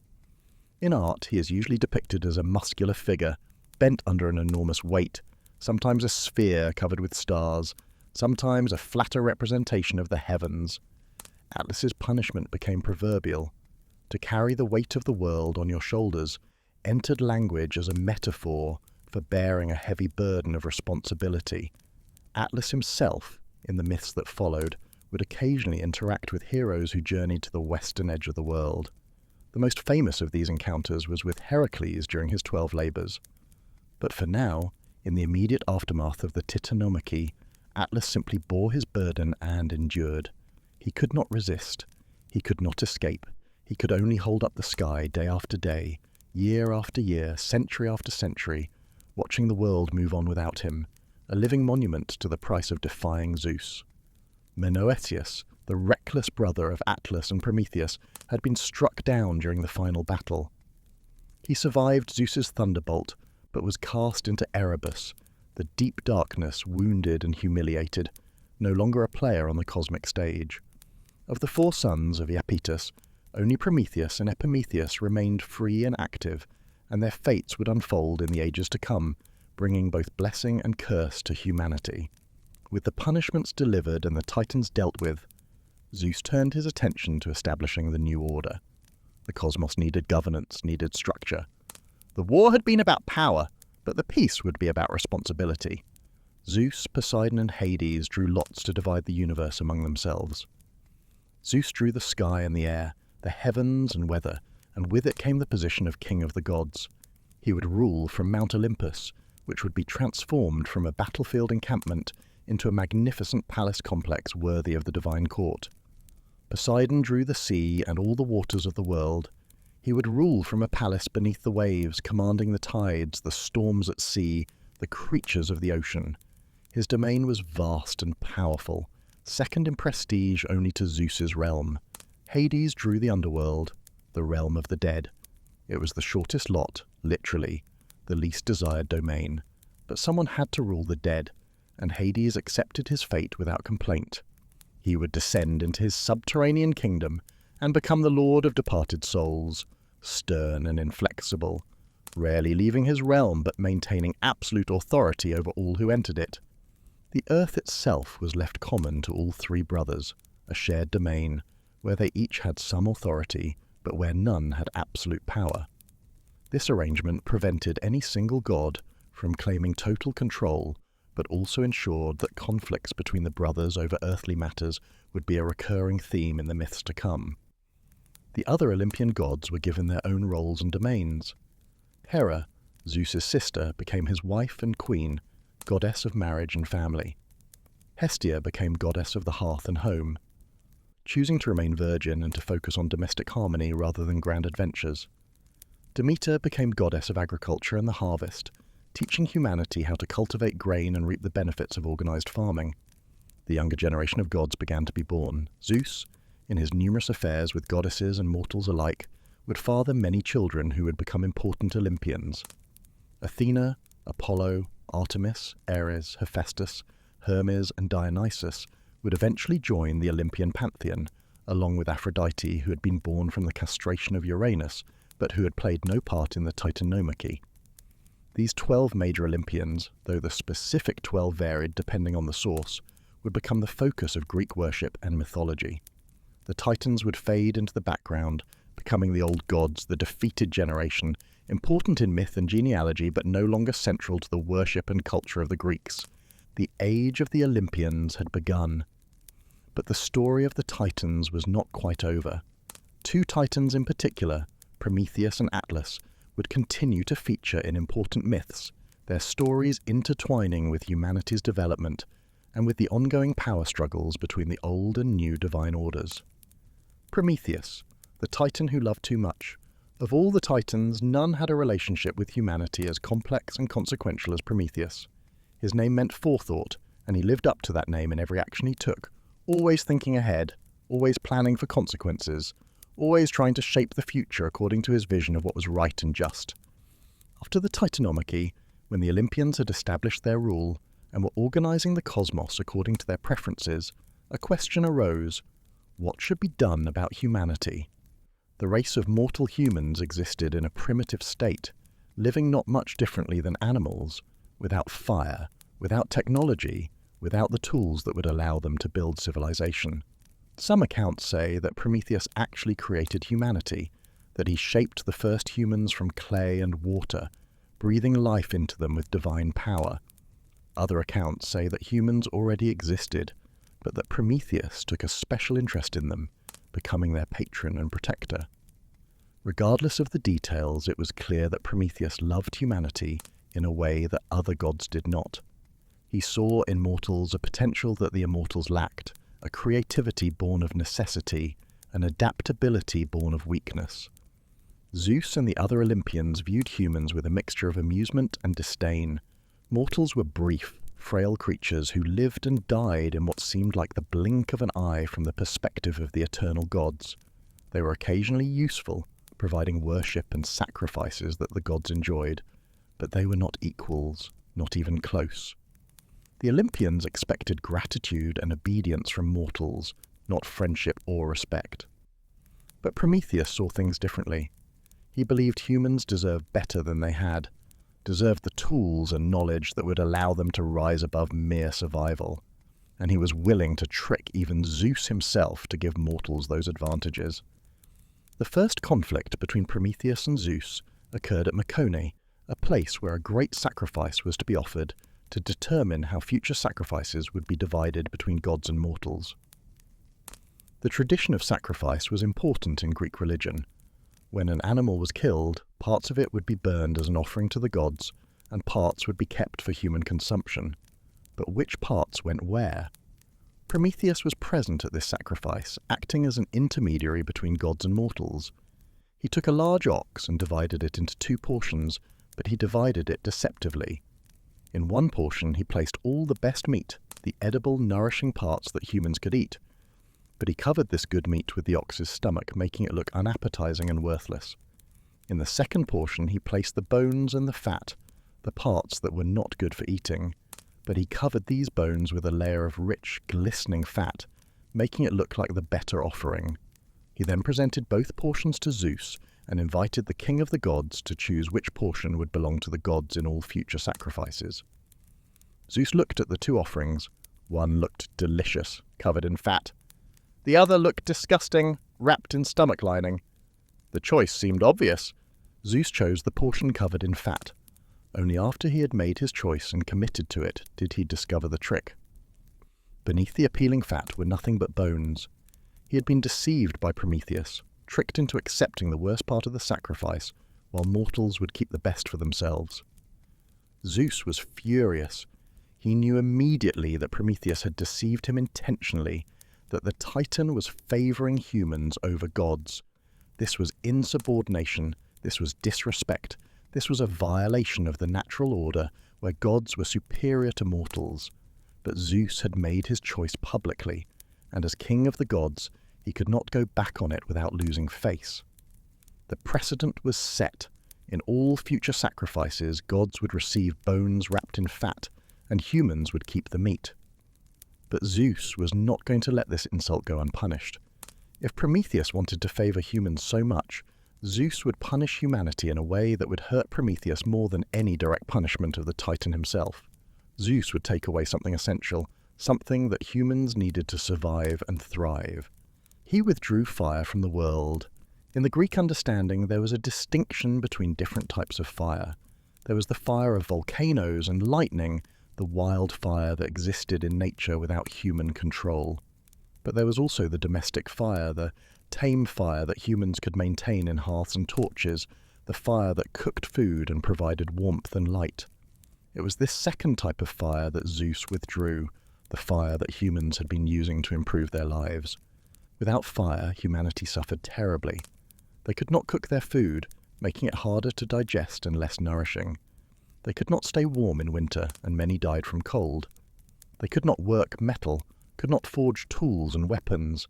They could not light the darkness, making nights terrifying and dangerous. Civilization began to collapse without this fundamental technology. Prometheus watched humanity suffer, and he could not bear it. He knew that Zeus had withdrawn the fire specifically to spite him, to punish humans for Prometheus's trick at Mycone. The suffering of innocence because of his actions filled him with guilt and determination. He decided he had to restore fire to humanity, no matter the personal cost. But how to steal fire from the gods? Zeus guarded the divine flame carefully now, knowing that Prometheus might try something. Prometheus needed to be clever, to use his forethought to devise a plan that would succeed despite Zeus's vigilance. He took a hollow fennel stalk, a plant whose pithy interior could smoulder slowly without bursting into open flame. He approached the workshop of Hephaestus, the god of the forge, the divine craftsman who worked with fire constantly. Or in some versions he climbed to the very chariot of Helios, the sun itself. Regardless of where he went, he managed to touch his fennel stalk to divine fire, letting the pith inside begin to smoulder and glow. Then, with the fennel stalk carefully held so that the hidden fire within would not go out, Prometheus descended from the divine realms back to the mortal world. He found humans huddled in darkness and cold, and he broke open the fennel stalk, revealing the ember within. He taught them how to nurture it, how to feed it with tinder and kindling, how to blow on it gently to make it grow into a proper flame. Fire returned to humanity. Hearths were lit, forges began to glow, torches drove back the darkness, and with fire came all the arts of civilization that fire made possible. Metalworking, pottery, cooking, the gathering together around a communal flame. Prometheus had given humans not just fire, but the foundation of culture itself. Zeus saw the smoke rising from mortal hearths and knew immediately what had happened. Prometheus had defied him again, had stolen what Zeus had explicitly forbidden, had put human welfare above divine authority. This could not be tolerated. This would not be forgiven. But Zeus did not simply punish Prometheus immediately. First, he decided to punish humanity for accepting the stolen fire, for benefiting from Prometheus's theft. He called upon Hephaestus, the craftsman god, and ordered him to create something new, something that had never existed before. Hephaestus crafted a woman from clay, the first woman according to this particular myth tradition. The other gods gave her gifts. Athena taught her weaving and clothed her. Aphrodite gave her beauty and desire. Hermes gave her a cunning mind and a persuasive voice. She was named Pandora, which meant all-gifted because she had received gifts from all the Olympian gods. Zeus then gave Pandora a jar, often mistranslated as a box in later retellings. He told her never to open it, that it contained things that must not be released. This was, of course, a trap. Zeus knew human curiosity. He knew that telling someone not to open something was the surest way to ensure they eventually would. Pandora was sent to Epimetheus, Prometheus's brother, the one whose name meant afterthought, the one who acted before thinking. Prometheus had warned Epimetheus not to accept any gifts from Zeus, that any gift from the king of the gods would be a trick. But Epimetheus, true to his nature, saw the beautiful Pandora and accepted her into his home without thinking about the consequences. Pandora lived with Epimetheus, and for a time things seemed fine, but the jar gnawed at her curiosity. Why had Zeus told her never to open it? What could be inside? Finally, unable to resist any longer, she lifted the lid. From the jar poured all the evils that would plague humanity for the rest of time: disease, death, envy, spite, revenge, greed, and countless other miseries. They spread across the world like a dark cloud, infecting humanity, ensuring that mortal life would never again be as carefree and innocent as it had been during the Golden Age. Pandora, horrified by what she had released, slammed the lid closed, but it was too late. Only one thing remained inside the jar: hope, and there it stayed, trapped, a small comfort, but not enough to undo the evils that had escaped. This was Zeus's revenge on humanity for accepting Prometheus's stolen fire. But Prometheus himself still had not been punished, and Zeus turned his attention to that matter with cold focus. There are different versions of how Prometheus was finally captured and punished. Some say Zeus simply overpowered him. Others say Prometheus willingly surrendered, knowing that resistance was futile. However it happened, Prometheus was taken to the Caucasus Mountains, to a remote peak at the edge of the world, far from any who might help him. There, he was chained to the rock face with unbreakable bonds, chains that bit into his divine flesh and held him immobile. But Zeus was not content with mere imprisonment. He wanted Prometheus to suffer, to hurt every moment of every day, to regret his defiance for all eternity. Zeus sent an eagle, a massive bird born of the monsters Typhon and Echidna, to Prometheus's prison. Each day this eagle would land on the chained Titan and tear into his body with its beak and talons. It would eat Prometheus's liver, ripping it from his torso and devouring it while Prometheus screamed in agony. But Prometheus was immortal. His liver would regenerate each night, growing back completely by dawn. And each dawn, the eagle would return to repeat its feast. Day after day, year after year, century after century, Prometheus endured this torture. The pain never dulled, the horror never diminished. It was an eternal punishment for the crime of loving humanity too much, for valuing mortal welfare over divine authority. Some sources say that Prometheus knew a secret that Zeus desperately wanted to know. There was a prophecy that Zeus would be overthrown by his own son, just as Zeus had overthrown Cronus, just as Cronus had overthrown Uranus. The identity of the mother who would bear this son was crucial information. Prometheus, with his gift of foresight, knew who she was. Zeus sent messengers to Prometheus, offering to end his punishment if he would reveal the secret. But Prometheus refused, enduring the torture rather than giving Zeus the knowledge he sought. Eventually, after many centuries, the punishment did end. The hero Heracles, on one of his famous labours, journeyed to the Caucasus Mountains. When he saw Prometheus chained there, suffering the eagle's daily torment, he was moved to pity. Heracles took his bow and shot the eagle from the sky, killing it. Then he broke Prometheus's chains, freeing the Titan. Zeus by this time had softened somewhat. His rage had cooled with the centuries, and he recognized that Prometheus's continued punishment was achieving nothing. He allowed the freeing to stand, though he required Prometheus to wear a ring made from his chains, and set with a piece of the rock he had been bound to, as a reminder of his punishment and a symbol that he had been humbled. Prometheus, freed at last, was said to have revealed the secret to Zeus. The mother who would bear a son greater than Zeus himself was the sea nymph, Thetis. Zeus, warned, made sure that Thetis married a mortal, Peleus, rather than a god. The son born of that union was Achilles, the greatest hero of the Trojan War, mortal despite his near-divine power. The story of Prometheus resonated deeply with the Greeks. Here was a god who had sacrificed himself for humanity, who had endured terrible suffering so that mortals could have fire and the civilization it enabled. He was a culture hero in the truest sense, a benefactor who had defied cosmic authority out of love rather than self-interest. His name would be remembered and honored long after many other titans had faded from memory and worship. But his story was also a warning about the price of defiance, about what happened when anyone, even a clever titan, challenged the power of Zeus. The eagle eating the liver became a proverbial image for torment that never ends, for punishment that regenerates along with the victim. Prometheus was both hero and cautionary tale, admired and pitied in equal measure. Atlas, the weight of the world. While Prometheus was chained to a rock in the Caucasus, his brother Atlas bore a different sort of burden at the western edge of the world. Atlas's punishment was unique among all the titans, neither imprisonment in Tartarus nor direct torture, but something that combined elements of both. The weight of the sky was not merely physical.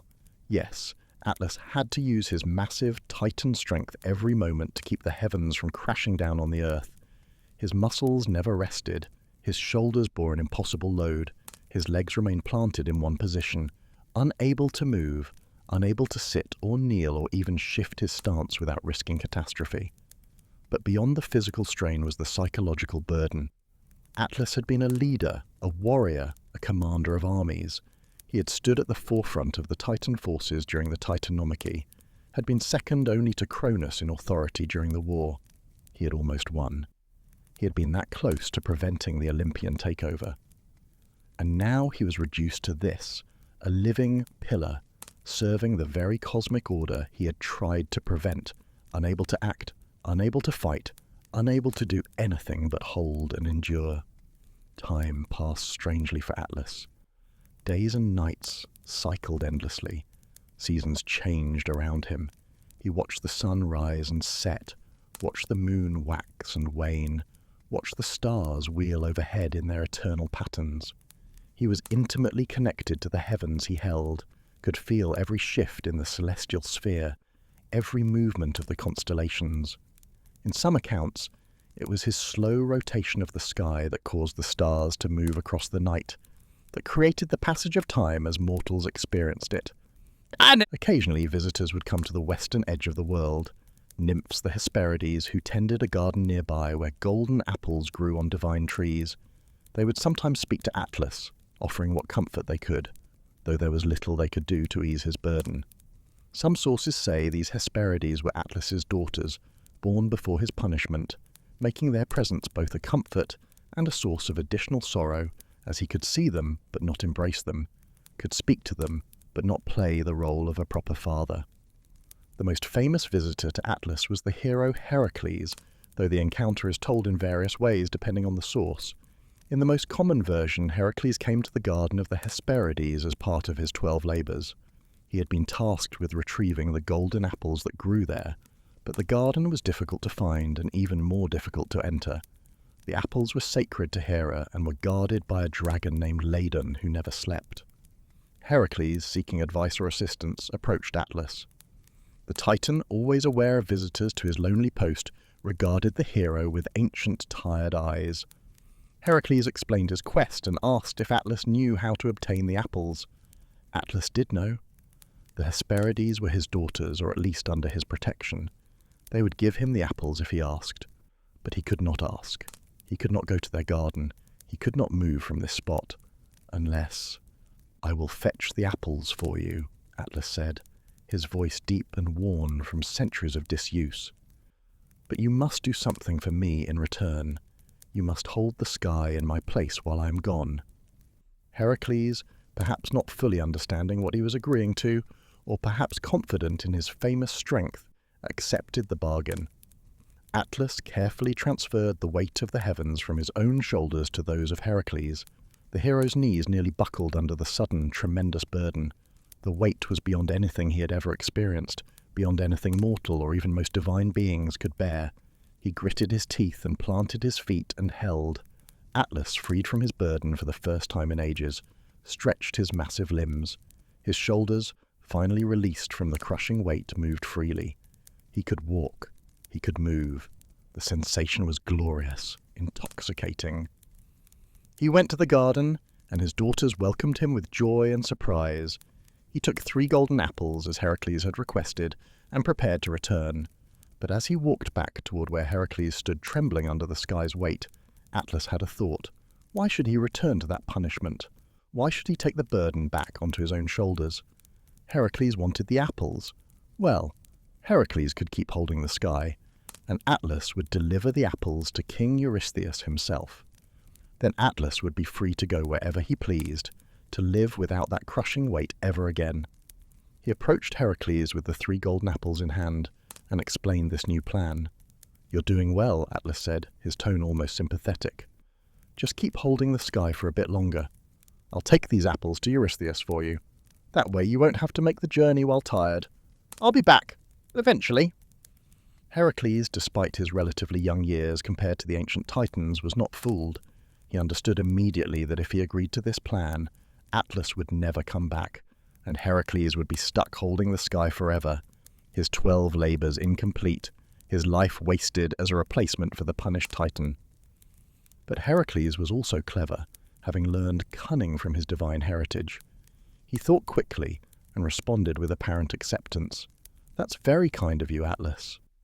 I appreciate it. But before you go, could you take the sky back for just a moment? I need to adjust these pads on my shoulders. The weight is digging in wrong, and I want to make a cushion so I can hold it more comfortably for the long term." Atlas, eager to deliver the apples and begin his freedom, didn't think too deeply about this request. It seemed reasonable. He set down the golden apples and took the sky back onto his shoulders, just temporarily, just so Heracles could pad his shoulders and adjust his position. The moment the weight was fully transferred back to Atlas, Heracles grabbed the 3 golden apples, stepped back, and smiled. "Thank you for getting the apples, Atlas. I'll make sure Eurystheus knows you helped. I'm sorry you have to keep holding the sky, but I'm afraid I have other labours to complete. Can't stay here forever, you understand." Atlas realized he'd been tricked. had fallen for the same sort of clever deception that Prometheus was famous for. He roared in frustration and rage, but it was useless. The weight was back on his shoulders, and he could not move to chase Heracles, could not strike at him, could not do anything but hold and endure once more. Heracles departed with the golden apples, leaving Atlas to his eternal punishment, the Titan having experienced a brief taste of freedom that only made his ongoing suffering more bitter. In another version of the myth, Atlas's burden was eventually lightened or removed entirely when Heracles later built two great pillars, the Pillars of Heracles, at the western edge of the Mediterranean. These pillars, located at what we now call the Strait of Gibraltar, were said to hold up the sky in Atlas's place, finally freeing the Titan after uncounted millennia of suffering. This version is less common, but offers a happier ending to Atlas's story, a reward for his assistance to Heracles, and a recognition that even the crimes of the Titanomachy might eventually be forgiven. A third story involving Atlas tells of his encounter with the hero Perseus. Perseus, having slain the Gorgon Medusa, was flying home on his winged sandals when he passed through the western lands. He was tired and sought hospitality from Atlas, but the Titan, perhaps remembering his trick by Heracles, perhaps simply bitter and isolated, refused to offer any aid to the hero. Perseus, insulted by this inhospitality and carrying one of the most powerful weapons in all of mythology, drew Medusa's severed head from its bag and held it up before Atlas's face. Even though Medusa was dead, the Gorgon's power remained in her gaze. Anyone who looked upon her face, even in death, would be turned to stone. Atlas, unable to look away or close his eyes in time, turned to stone. His massive body, which had held up the sky through sheer Titan strength, became a mountain range. This was how the Atlas Mountains in northwestern Africa were supposedly formed. The petrified body of the punished Titan, finally released from his burden, but also from any possibility of life or feeling. The mountains still bore his name, and to the Greeks, when they looked at those high peaks, they saw the shoulders and head of Atlas turned to stone, a geographic monument to divine justice and the price of defying Zeus. These stories about Atlas carried multiple meanings for the Greeks. On one level, they were explanations for geographic features and astronomical phenomena.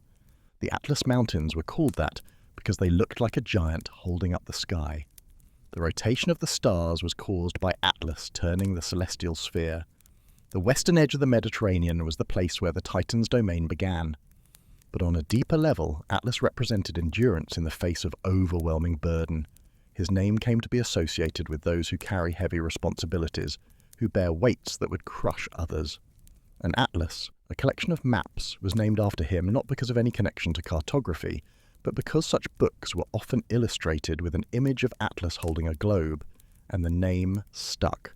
To have the weight of the world on your shoulders was to face pressures and responsibilities as crushing as those Atlas endured. Atlas was also a reminder of the Titan's fall, of how even the mightiest beings could be defeated and humbled by those they had underestimated. He was a monument to Zeus's victory, a permanent fixture at the edge of the world that proclaimed the Olympians' dominance. Every time the Greeks looked westward, every time they told stories of heroes journeying to that remote region, they remembered that the old gods had been conquered and that the new gods ruled absolutely. Yet, there was also something admirable about Atlas. He held his burden without complaint for the most part. He endured. He did what was required of him, not because he accepted that his punishment was just, but because the alternative, letting the sky fall, was unthinkable. He was responsible in his way, even in punishment. This made him a complex figure, neither purely sympathetic nor purely condemned, but somewhere in between, tragic and dignified in his eternal labour, the legacy of the Titans. Though defeated and imprisoned, the Titans did not fade entirely from Greek mythology. Their children, the second generation of Titans, continued to play important roles in the cosmos under the new Olympian order. These younger Titans had either fought for Zeus or remained neutral during the Titanomachy, and they retained their positions and powers in the restructured universe. Helios, son of Hyperion and Theia, was perhaps the most visible of these second-generation Titans. Every day he drove his golden chariot across the sky from east to west, pulling the sun along its course. This was not just a job, but a fundamental cosmic responsibility. Without Helios's daily journey, day and night would not properly alternate, crops would not grow, and the rhythm of mortal life would collapse into chaos. Helios lived in a golden palace in the east where dawn broke each morning. His chariot was pulled by 4 horses whose names were Pyrrhus, Eos, Athon, and Phlegon, each name meaning some variation of burning or blazing.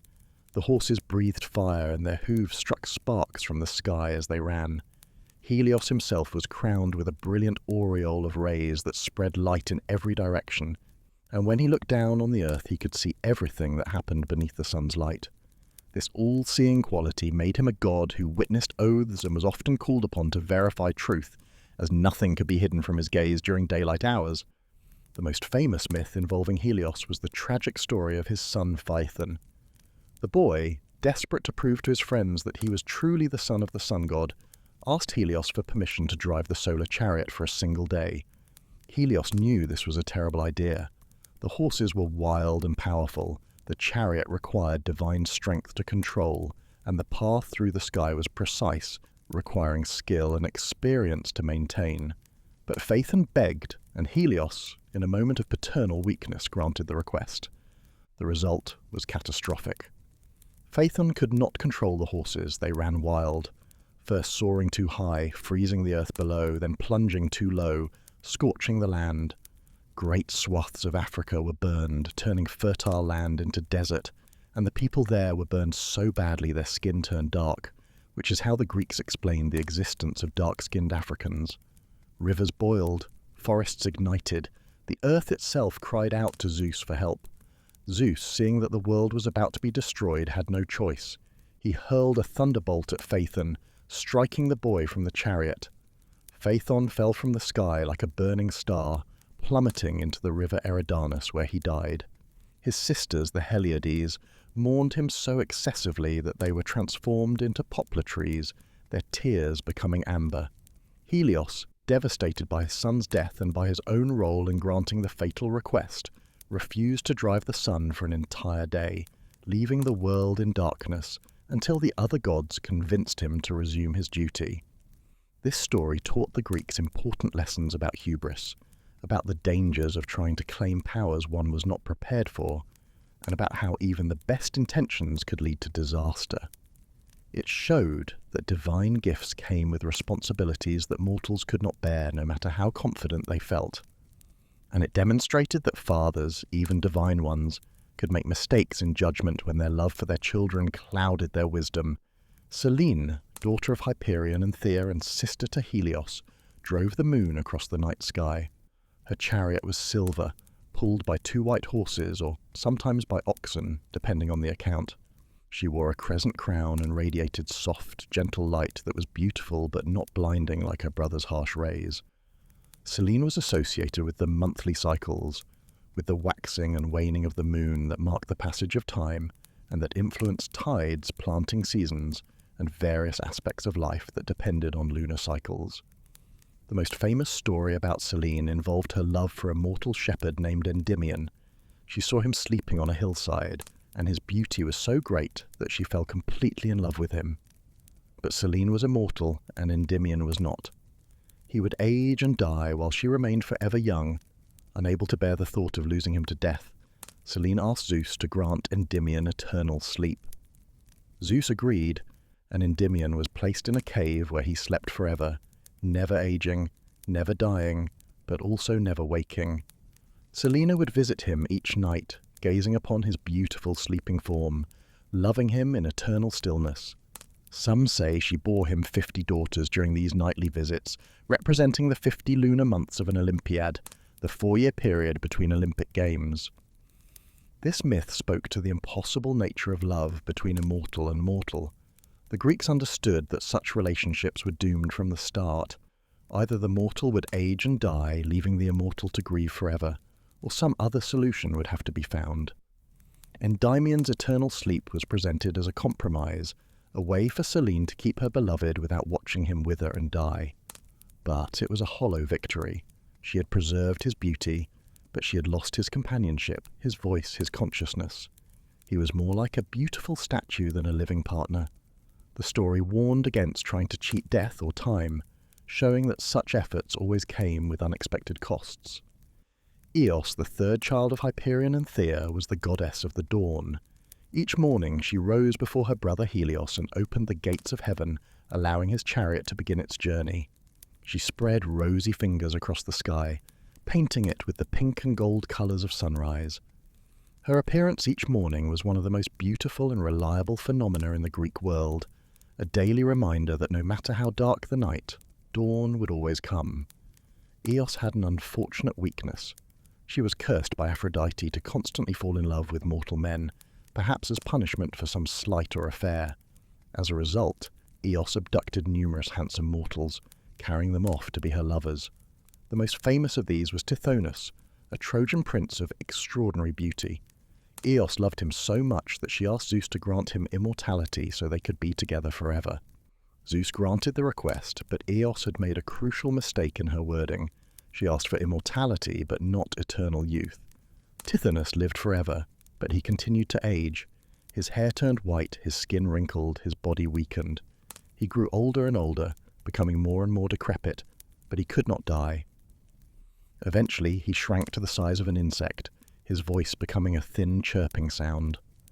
Eos, unable to bear seeing her beloved in such a state, transformed him into a cicada, the insect whose high-pitched cry fills summer mornings. The myth served as a cautionary tale about the importance of precision when making requests of the gods, and about how immortality without youth was a curse rather than a blessing.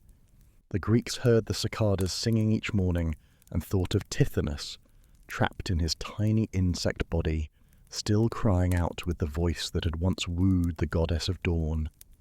It was a reminder that some fates were worse than death, that living forever was not necessarily a gift if it meant watching your body decay without end. The story also showed that even gods could make mistakes, that Eos's love had led her to request something that seemed like a blessing but turned out to be a curse. Another significant second-generation Titan was Leto, daughter of Coeus and Phoebe. Leto was beautiful and gentle, and Zeus desired her, taking her as one of his many lovers.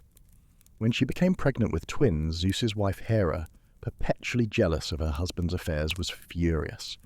Hera decreed that Leto could not give birth on any solid land, on any place that saw the sun. Leto wandered the world in pain, heavy with her pregnancy, turned away from every land she approached because the inhabitants feared Hera's wrath.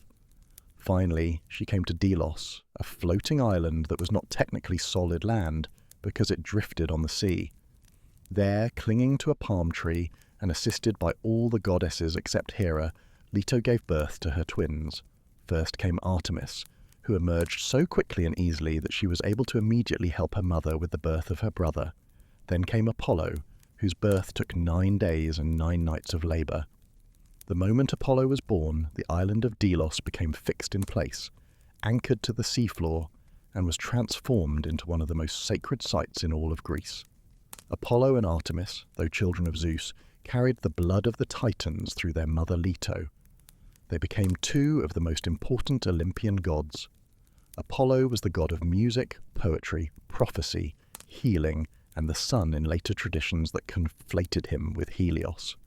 Artemis was the goddess of the hunt, wilderness, and the moon in later traditions. Both were skilled archers, and both were fiercely protective of their mother's honour. The most famous example of this protectiveness was the story of Niobe, a mortal queen who boasted that she was superior to Leto because she had 14 children, while Leto had only 2. This hubris angered Apollo and Artemis. They hunted down all 14 of Niobe's children and killed them with arrows, Artemis slaying the daughters and Apollo the sons. Niobe, devastated by the loss, wept so continuously that she was transformed into a stone from which water forever flowed, her eternal tears a monument to the price of insulting the gods. The story of Niobe demonstrated that the Titan blood still mattered, that descendants of Titans could be just as powerful and vengeful as any Olympian.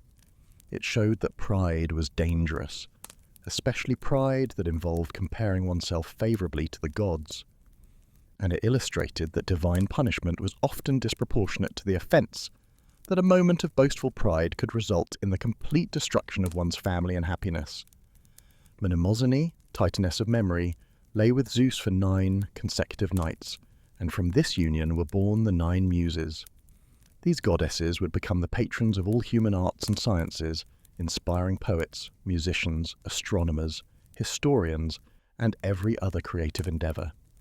Calliope presided over epic poetry, Clio over history, Erato over love poetry, Euterpe over music, Melpomene over tragedy, Polyhymnia over hymns, Terpsichore over dance, Thalia over comedy, and Urania over astronomy. The Muses dwelt on Mount Helicon, or sometimes Mount Parnassus, near the spring of Hippocrene, and mortals who wanted inspiration would pray to them or visit their sacred places. The fact that the Muses were daughters of Mnemosyne was significant. Memory was the mother of all the arts in a very literal sense. Before writing was widespread, knowledge was preserved through memory, through oral tradition, through songs and poems that were memorized and passed down through generations. The Muses, as daughters of memory and Zeus, represented the perfect union of preservation and creative inspiration, the ability to remember the past while shaping it into new artistic forms.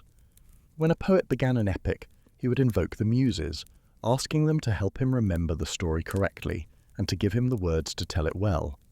When a historian recorded events, he relied on the Muses to help him accurately recall what had happened. When a musician composed a song, he prayed to the Muses for inspiration. The arts were seen as gifts from the divine, not purely human creations, and the Muses were the channels through which that divine inspiration flowed. Through these children and grandchildren, the Titans remained part of the fabric of the Greek cosmos even after their defeat. Their blood ran in the veins of many Olympian gods. Their principles and domains persisted under new management. The cosmic order that Zeus established was not a complete break from the Titan age, but rather an evolution of it, preserving what worked while replacing the oppressive aspects with new leadership. The Greeks understood that complete revolution was rarely successful. Continuity mattered. The Titans had established important cosmic functions during their reign, and those functions still needed to be performed. The sun still needed to rise, the moon still needed to wax and wane, memory still needed to be preserved, justice still needed to be maintained. The Olympians did not destroy these principles. They co-opted them, absorbed them into the new order, made them part of the Olympian system. In this way, the Titans never truly disappeared. They were transformed, diminished in some cases, punished in others, but always remaining as foundational elements of the cosmos. When a Greek looked up at the sun, they saw Helios, a Titan. When they swore an oath, they might swear by the river Styx, a Titaness. When they created art or music, they invoked the Muses, daughters of the Titaness Mnemosyne. The Titans were everywhere, woven into the very structure of existence. The philosophical meaning of the Titans. To the ancient Greeks, the Titans represented more than just characters in entertaining stories. They embodied fundamental concepts about the nature of the cosmos, about how power transferred from one generation to the next, about the relationship between raw natural forces and civilized order. The progression from Uranus to Cronus to Zeus mirrored the development of human society itself. Uranus was pure, oppressive authority without reason or mercy, representing the harsh, uncaring forces of nature that early humans had to contend with. He imprisoned his children out of fear, caring nothing for their suffering or Gaia's pain. He was tyranny in its most basic form, power exercised without any consideration for justice or compassion. Cronus, while better than Uranus in some ways, bringing the golden age and prosperity, was ultimately still a tyrant who let fear corrupt his rule. He represented an intermediate stage, better than pure chaos, but not yet truly just. The golden age under Cronus showed that even flawed rulers could preside over good times, but his paranoia about the prophecy revealed his fundamental weakness. He could not trust, could not delegate, could not imagine a world where he shared power rather than hoarding it absolutely. His swallowing of his children was the ultimate act of a tyrant who would rather destroy the future than risk losing control of it. Zeus and the Olympians represented the ideal of civilized governance, or at least a closer approach to it. They were not perfect, Far from it, as countless myths made clear. Zeus was unfaithful, Hera was jealous and vengeful, Ares loved war too much, and so on. But they represented order, based on something more than mere power. They established laws, they heard petitions, they could be reasoned with, they maintained cosmic balance. The Olympians were flawed but functional, much like human governments were flawed but necessary. The Titanomachy itself represented the necessary violence that sometimes accompanied progress. The old order would not willingly give way to the new. Change required struggle, required sacrifice, required a willingness to fight for a better future, even against overwhelming odds. Zeus and his siblings were outnumbered and outmatched initially, but through clever alliances, superior weapons, and righteous cause, they prevailed.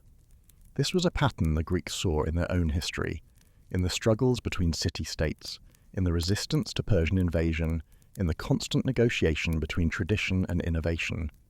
The punishment of the Titans also carried meaning. Those who had actively fought against the new order were imprisoned, removed from positions where they could cause harm, but not destroyed. The Greeks understood that complete annihilation of one's enemies was rarely possible or even desirable. Former powers needed to be contained, but could sometimes still serve useful purposes. Atlas held up the sky, a punishment but also a cosmic necessity. The imprisoned Titans in Tartarus were defeated but not erased from existence. Meanwhile, those Titans who had been willing to change, to accept the new order, retained their positions and even gained new honours. Themis became an advisor to Zeus. Mnemosyne bore the Muses. Oceanus kept his domain. This taught a lesson about pragmatism, about the value of knowing when to fight and when to adapt. Prometheus had sided with Zeus, but later came into conflict with him over the issue of humanity's treatment, showing that principles sometimes required opposing even those ones had previously supported. The Titans also represented the past, both its glory and its limitations. The Golden Age under Cronus was remembered as a time of peace and plenty, when humans lived in harmony with nature, when there was no need for hard labour or laws. It was an idealised past, perhaps never truly real in the way the myths described, but it served as a reminder of what had been lost as civilization advanced. Progress brought benefits, but also burdens. Fire allowed for metalworking and cooking, but it also made possible weapons of war. Agriculture provided stable food supplies, but it required backbreaking labour. Cities offered security and culture, but also spawned crime, inequality, and the need for laws and punishments. The Greeks looked back at the Titan Age with mixed feelings. Nostalgia for a simpler, better time, warred with recognition that the old ways could not, and should not return. The Titans were impressive, powerful, foundational, but they were also obsolete. They belonged to a different era, and while they deserved respect and remembrance, they could not be allowed to rule again. In later philosophical thought, particularly among the Stoics, the Titans took on additional symbolic meanings. The struggle between reason and passion, between logos and chaos, between civilized virtue and natural impulse, could all be mapped onto the conflict between Olympians and Titans. Zeus represented divine reason bringing order to the cosmos. The Titans represented the powerful but undirected forces that reason had to control and channel into productive directions. This interpretation was not necessarily what the original myths intended, but it showed how the stories of the Titans remained relevant, even as Greek culture evolved and became more philosophically sophisticated. The myths were flexible enough to carry multiple meanings, to be reinterpreted for new audiences, while still retaining their emotional and narrative power. The succession myth also spoke to generational conflict, a theme that resonated deeply with Greek audiences. Every generation had to struggle with the previous generation's assumptions and authorities. Sons had to figure out how to honour their fathers while also establishing their own identities and making their own choices. The violence in the succession myth was extreme, but it reflected real tensions that existed in every family and society.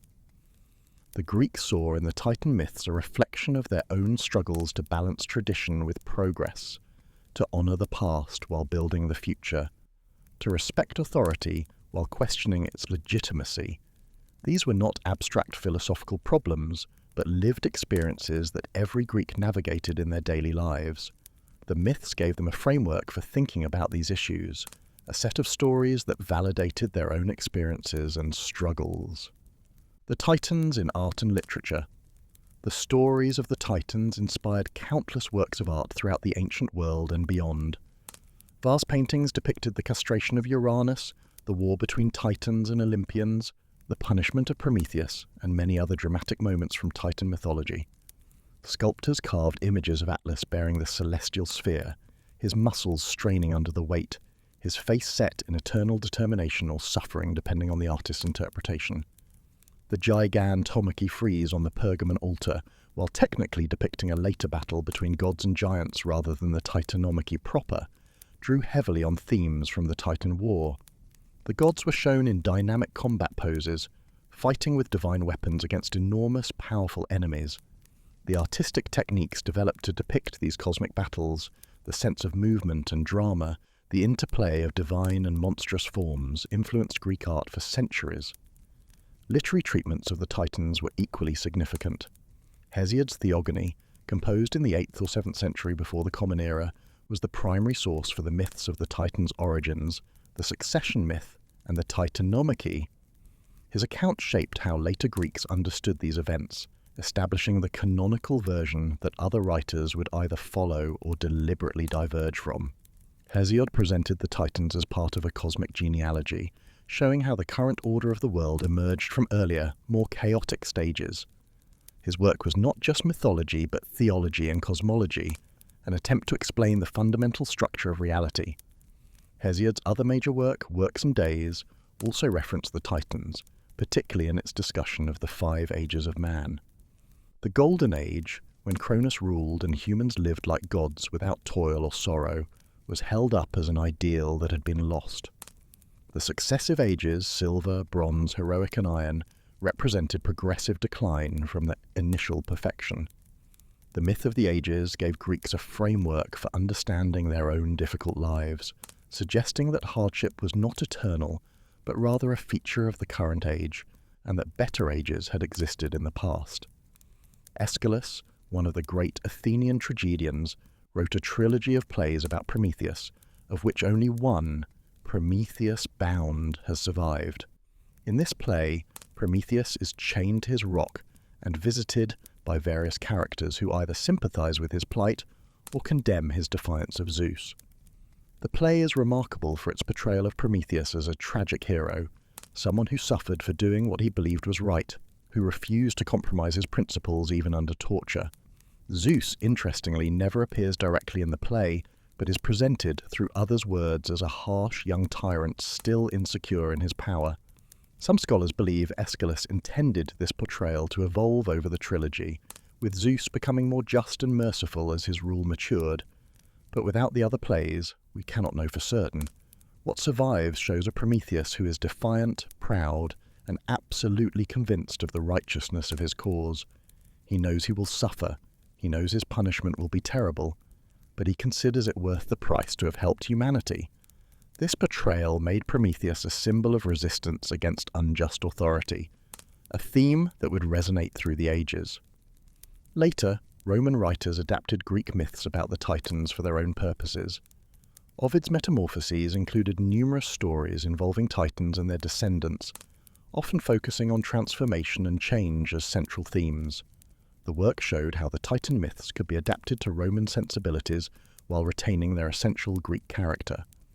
Virgil mentioned the imprisoned Titans in the Aeneid when describing the underworld, using them as examples of divine punishment and the consequences of rebellion against cosmic order. During the Renaissance, interest in classical mythology revived, and the Titans became popular subjects once again. Artists like Peter Paul Rubens and Cornelis van Haarlem painted dramatic scenes of the fall of the Titans, showing Zeus hurling thunderbolts down at the defeated Titans as they tumbled from Olympus into the abyss. These paintings emphasize the drama and violence of the conflict, using the mythological subject matter as a vehicle for displaying technical skill in depicting dynamic movement, muscular bodies, and complex compositions. The Renaissance artists saw in the Titan myths stories of cosmic significance, battles between order and chaos that paralleled Christian theological concepts. The Romantic period of the late 18th and early 19th centuries saw renewed interest in Prometheus particularly. The Romantics viewed Prometheus as a rebel hero, a champion of freedom and human potential against oppressive divine authority. Percy Bysshe Shelley wrote Prometheus Unbound, a lyrical drama that reimagined the Titan story with a more optimistic ending where Prometheus is freed and humanity is liberated from tyranny. The work reflected romantic ideals about individual freedom, the power of imagination, and the possibility of social transformation.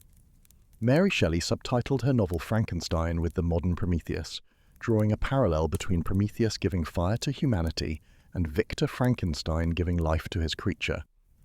Both were acts of creation that had unforeseen and terrible consequences. Both involved hubris, the overreaching of mortal or immortal boundaries, and both raised questions about the responsibility of creators for their creations, about whether some knowledge was too dangerous to pursue. Lord Byron, in his poem Prometheus, wrote of the chained Titan as a symbol of human resistance to tyranny, praising his refusal to submit even in the face of eternal torture. The poem reflected the Romantic era's obsession with the individual standing against oppressive systems, with the noble suffering of those who dared to defy unjust authority.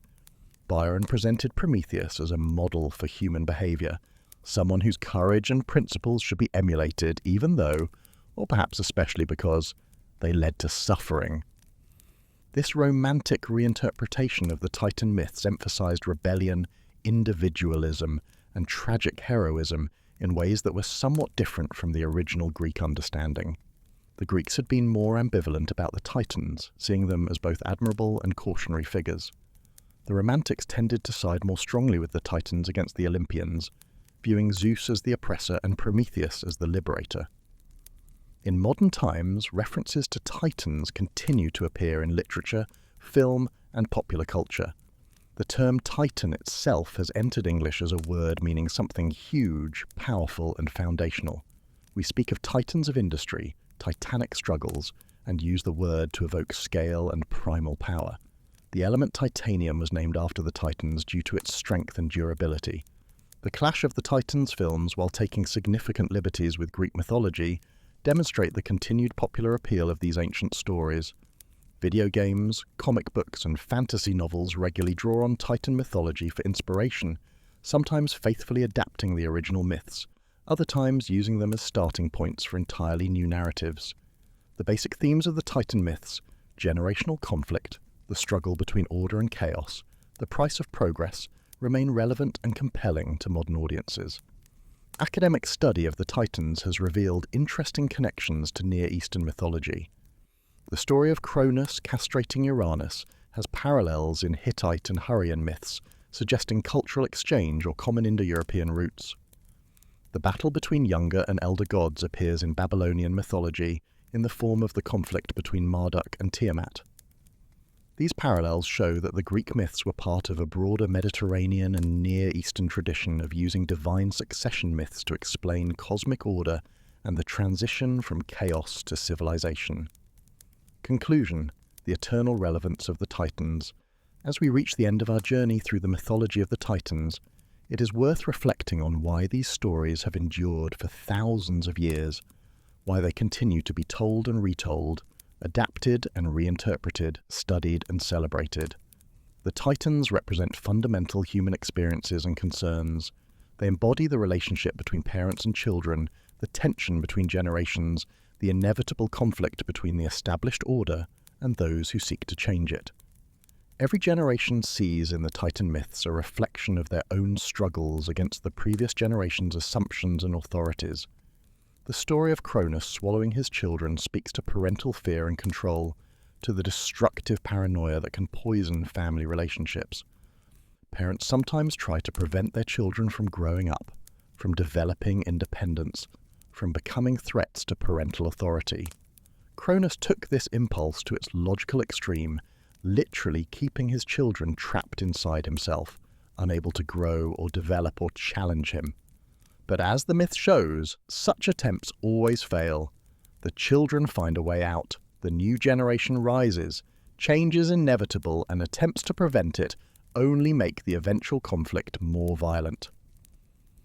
The story of Zeus tricking Cronus into regurgitating his siblings speaks to the power of cleverness over brute force, the triumph of strategy over strength. Zeus could not simply overpower his father. He had to use deception, had to rely on the help of allies like Metis, had to think several steps ahead. This reflects a Greek value system that prized intelligence and cunning as much as physical strength. The hero was not just the strongest warrior, but the cleverest one, the one who could win through strategy when direct confrontation would fail. The Titans also represent the natural world in all its terrifying grandeur. They are earthquakes and oceans, heavenly lights and the passage of time, memory and law, and the weight of the cosmos itself. In personifying these natural forces, the Greeks created a way to relate to them, to understand them, to feel less helpless before their power. If the sun was driven by Helios in his chariot, then the sun had personality, motivation, limitations. It was not just a random burning object in the sky, but a being that could be prayed to, reasoned with, understood within a larger context. The punishment of the Titans teaches about consequences, about the price of ambition, about what happens when power is abused. But it also teaches about mercy and pragmatism. Not all Titans were imprisoned. Some were spared, some were honoured, some were incorporated into the new order. Justice was not simple revenge, but a more nuanced response that took into account individual actions and allegiances. This reflects a mature understanding of conflict resolution, recognizing that not everyone on the losing side of a war deserves the same punishment, that collaboration and reconciliation are sometimes more valuable than total victory. Prometheus stands out as perhaps the most human of the Titans, the one whose motivations we most easily understand and sympathize with. His love for humanity, his willingness to suffer for what he believed was right, his defiance of unjust authority even at tremendous personal cost. These qualities make him a hero in the truest sense. He reminds us that sometimes the right thing to do is also the hardest thing to do, that standing up for principles may require sacrifice that seems unbearable. Atlas, bearing his eternal burden at the edge of the world, represents endurance and responsibility. He holds up the sky not because he wants to, but because it must be held, because letting it fall would be unthinkable. In this, he embodies the quiet heroism of those who continue to do their duty day after day, year after year, without praise or relief, simply because it needs to be done. His punishment was meant to break him, but instead it revealed his strength. The progression from chaos to Gaia and Uranus to the Titans to the Olympians, and eventually, in some accounts, to the Age of Heroes and then to the Age of Men, represents the Greek understanding of cosmic history. Each age built upon the previous one, preserving what was valuable while discarding what was harmful. Progress was possible but not inevitable. It required struggle, sacrifice, and the willingness to fight for a better world. The myths of the Titans are about origins, about how the world came to be the way it is, about why things are structured as they are. They answer questions like, why do we have fire? Because Prometheus stole it and gave it to us. Why does the sun rise every day? Because Helios drives it across the sky. Why do bad things happen to good people? Because Pandora opened the jar and released all evils into the world. These explanations may not be scientifically accurate, but they are emotionally and narratively satisfying. They give meaning to suffering, structure to chaos, and they connect us to something larger than ourselves. In the end, the Titans are neither pure villains nor pure heroes. They are complex beings who made choices, both good and bad, who suffered consequences, both just and unjust, and who left a legacy that shaped the world. Some were wise, some were cruel, some were brave, some were cowardly. They were, in their own way, as complicated and contradictory as humanity itself. Their story is our story, told on a cosmic scale. It is about families in conflict, about generations struggling to understand each other, about the cost of progress and the value of tradition, about the proper use of power and the consequences of its abuse, about love and sacrifice and endurance in the face of seemingly insurmountable obstacles. The Titans ruled in the Golden Age, and perhaps part of us still wishes we could return to that simpler time, that era of abundance without labour, of virtue without law, of peace without effort. But we cannot go back. The Golden Age, if it ever truly existed, is lost to us. We live in the age of Zeus, or perhaps already beyond it, in the age of humanity itself. We have the fire that Prometheus gave us. We have the arts that the Muses inspire. We have the justice that Themis embodies and the memory that Mnemosyne preserves. And we have the stories, these ancient tales that have been told for 3,000 years and will likely be told for 3,000 more. Stories of gods and titans, of rebellion and punishment, of crime and consequence, of love and sacrifice. Stories that help us understand who we are and where we came from, and what it means to be human in a cosmos that is vast and indifferent and beautiful and terrible all at once. The Titans are gone, imprisoned in Tartarus, or holding up the sky, or turned to stone, or simply faded into obscurity.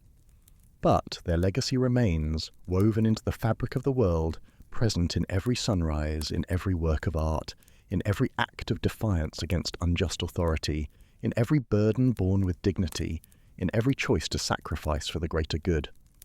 They were the elder gods, the first divine generation to bring order to chaos, and though they fell from power, though they were defeated and diminished, they changed the cosmos forever. The world they shaped, the principles they established, the children they bore, all of these things persist. The Titans endure, not as rulers, but as foundations, not as kings, but as pillars, supporting the weight of all that came after. And perhaps that is the ultimate meaning of the Titans. They are what we build upon, what we come from, what we must surpass but can never fully escape. They are the past that shapes the present, the foundation that supports the future. They are the weight of the world, and they are also the strength to bear it. If you enjoyed this exploration of the Titans and their stories, please consider liking this video and subscribing to the channel. We have many more journeys through myth and history ahead, and we would love to have you join us. Let us know in the comments what other mythological topics you would like us to explore. What stories call to you? What ancient mysteries would you like to unravel? Thank you for listening, for travelling with us through these ancient tales, for allowing these old stories to live once more in your imagination. May you carry their lessons lightly and their wisdom deeply. May you face your own Titans with courage and endurance. May you hold up your own sky with strength and grace. Sleep well, dream deep, and remember the Titans.